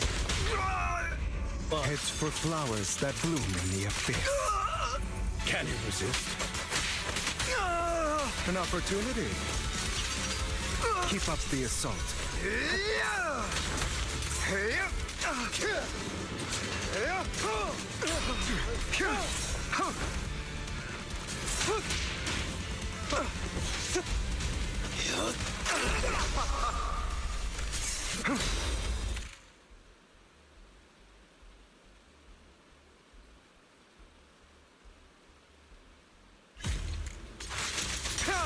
Not bad.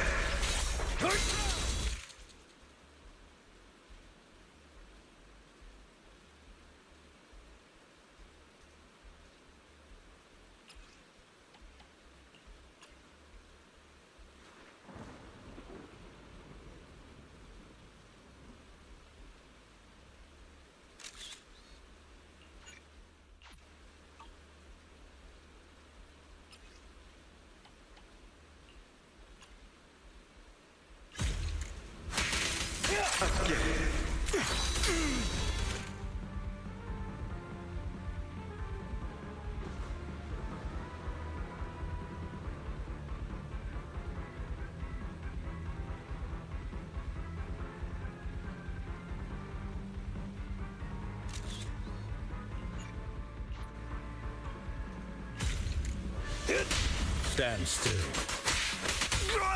Tales for the dawn that sets the world alight. Again, let the party begin. Let me show you how it's done. Heads for flowers that bloom in the abyss.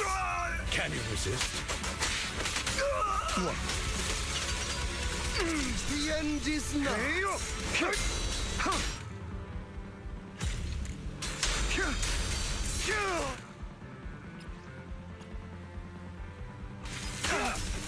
Gotcha now.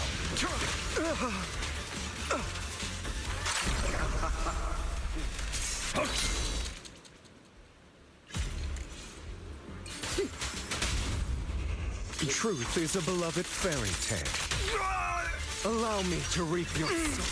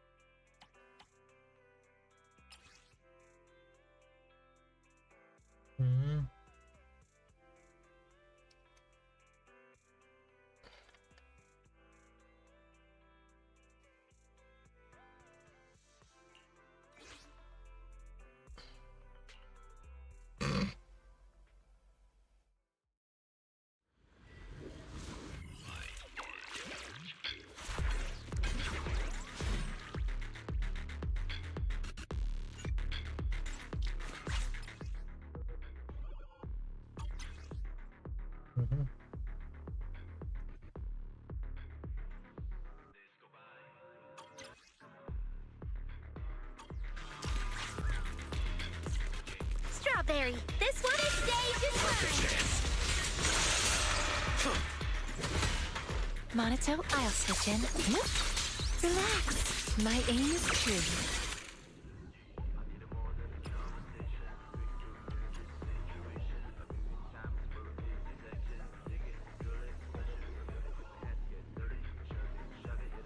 The weird pose.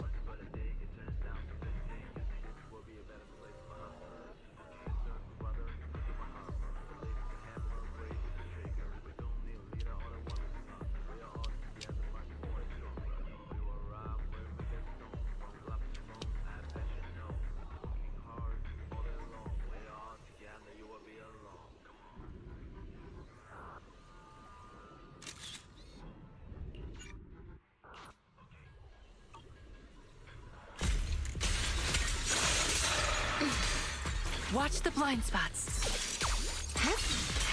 Let's see you handle this.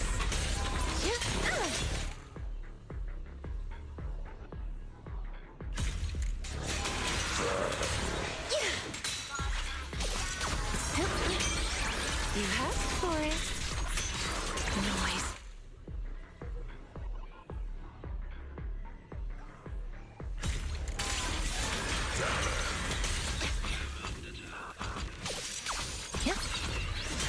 Are you ready for this?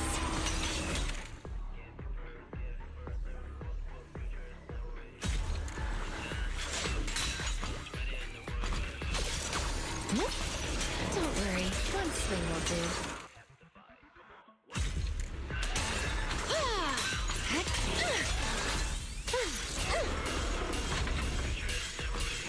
Yeah.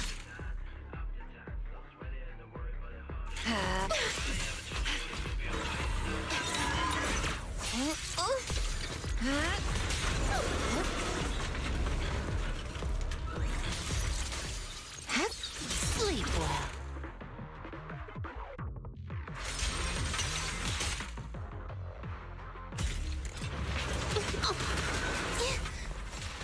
Like a shadow.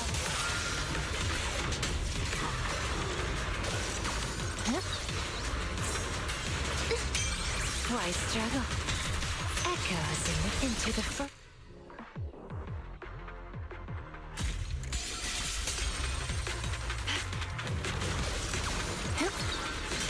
Here we go.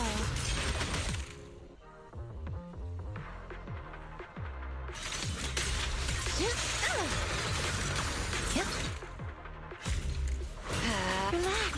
My aim is true.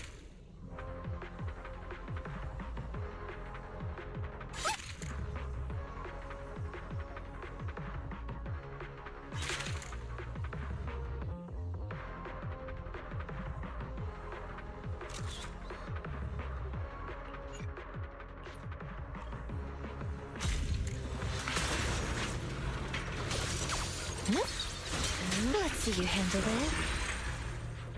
For 50 only?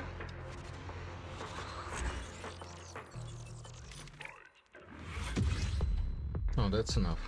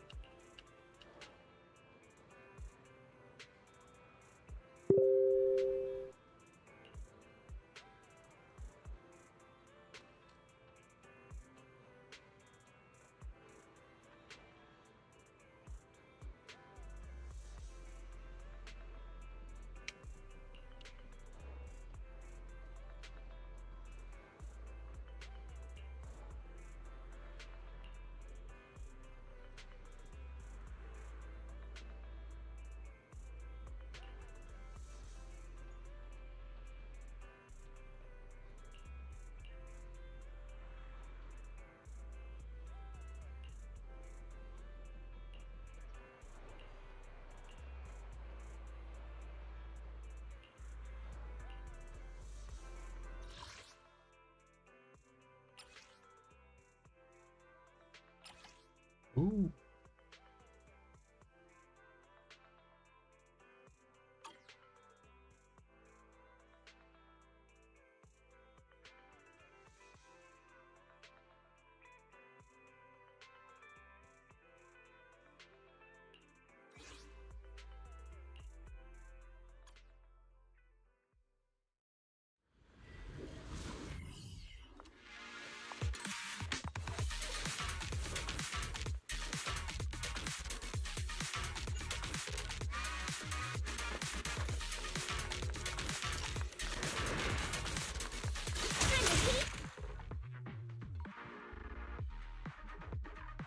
Poster.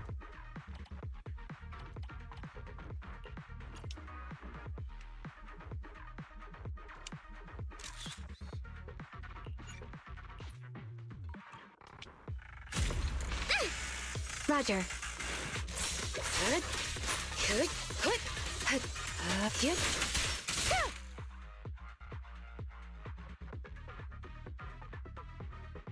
Oh.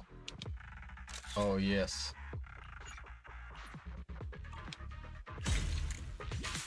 Here I come! Need a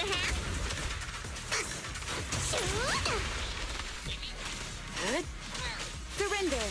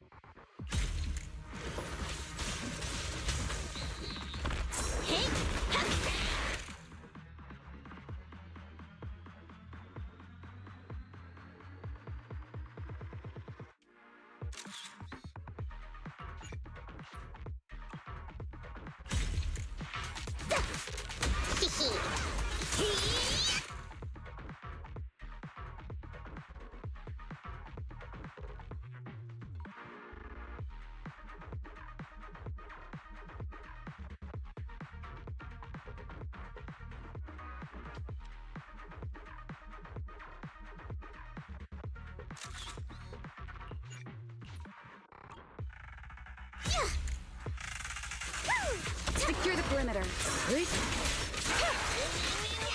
Waste of time. It's my turn.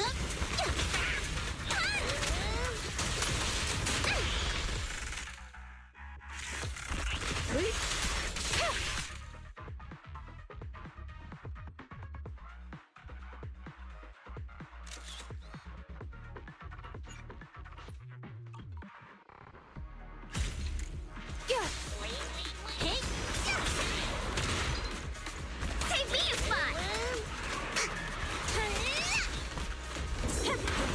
Watch out!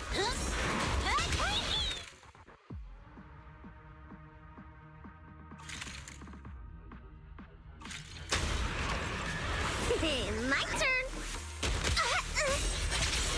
My turn.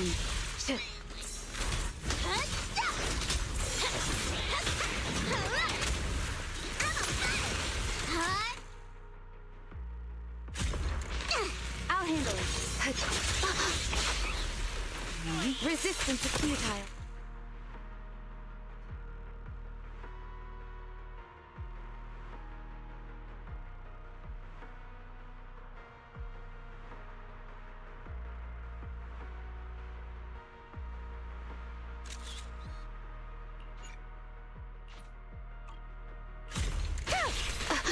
Leave everything to me.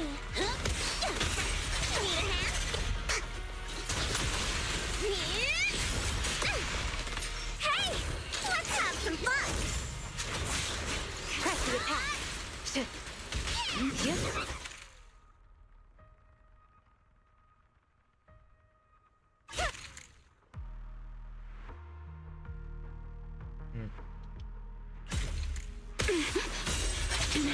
Eyes on me.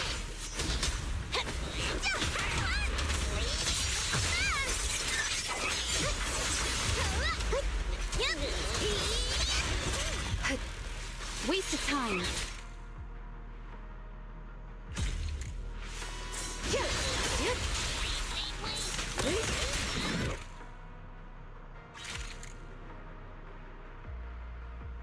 Yeah.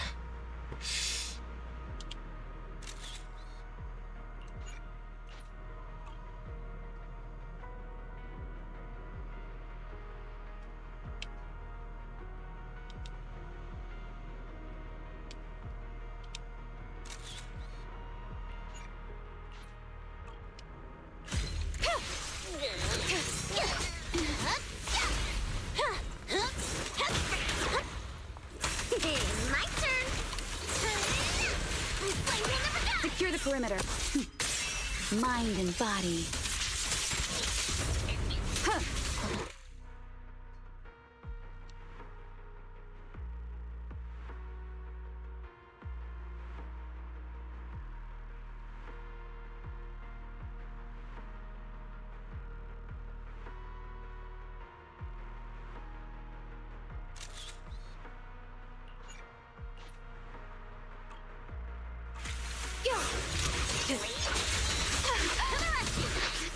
A beautiful shooting star!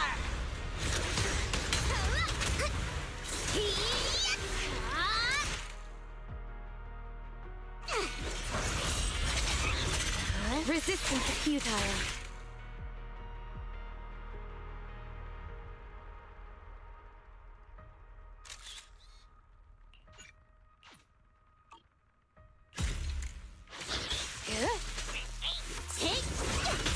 Need a hand?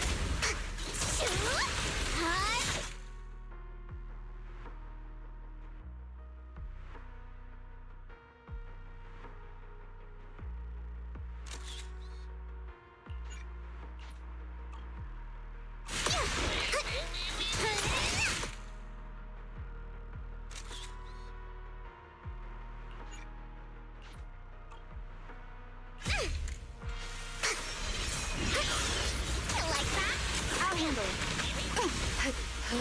Yep.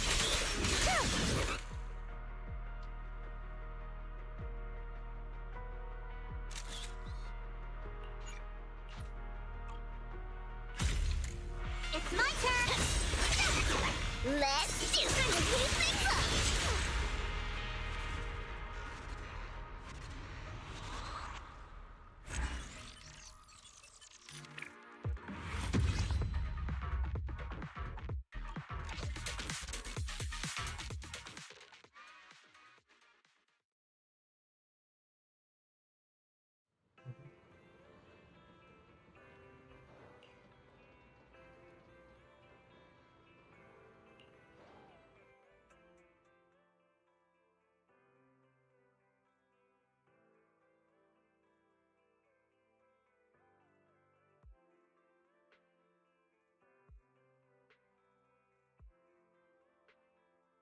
How the fuck does he rush? He's a fucking camera.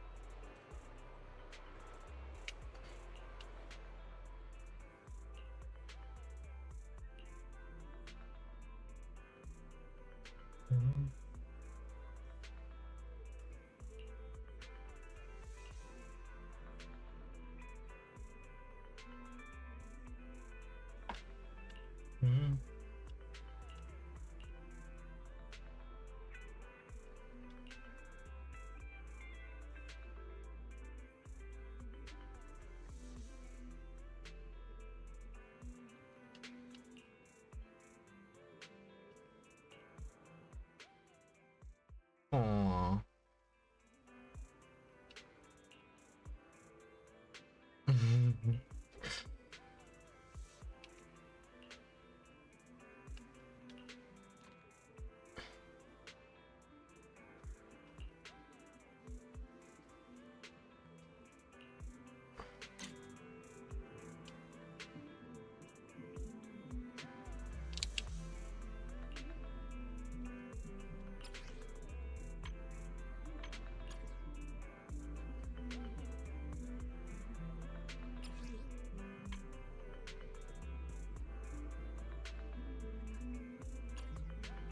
Right.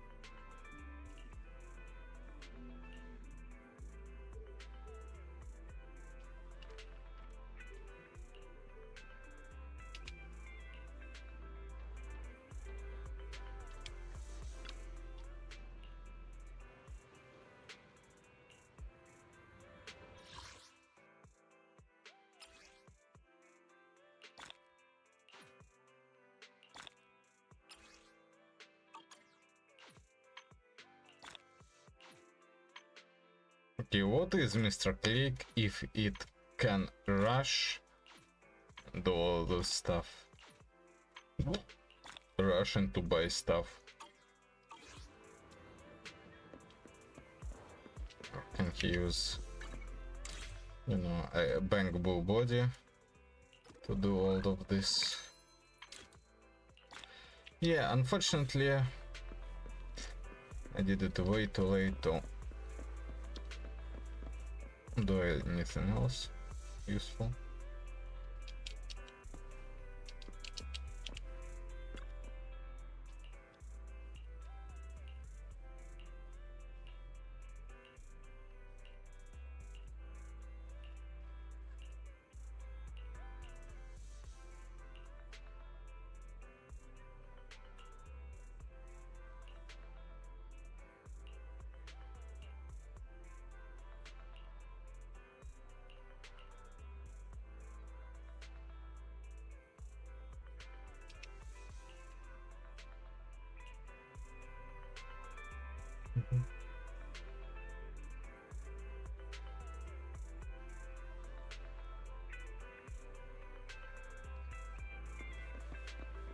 Обними меня.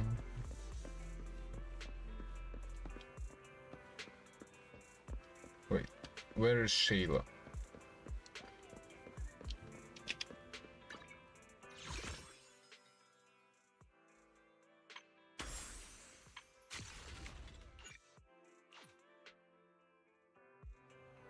Oh, did I just miss them?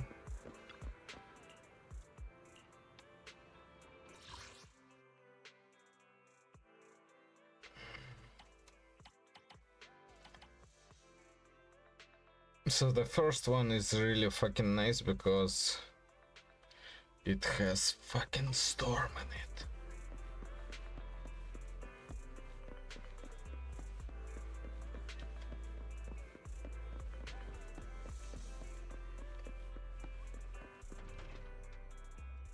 in it. Ooh.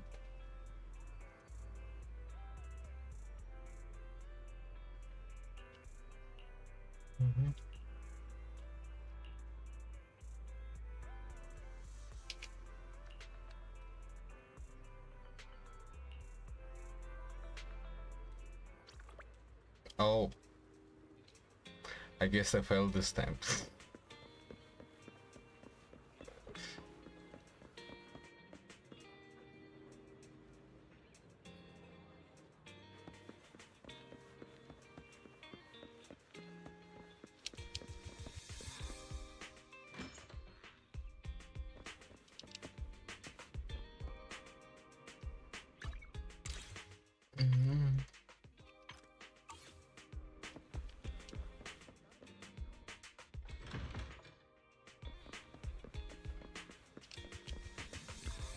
The morning air is like a soothing melody, truly unforgettable. This one's flavor goes on and on.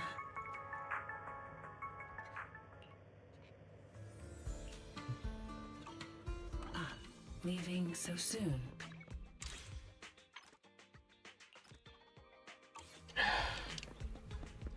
Whatever, that's going to be it for the stream.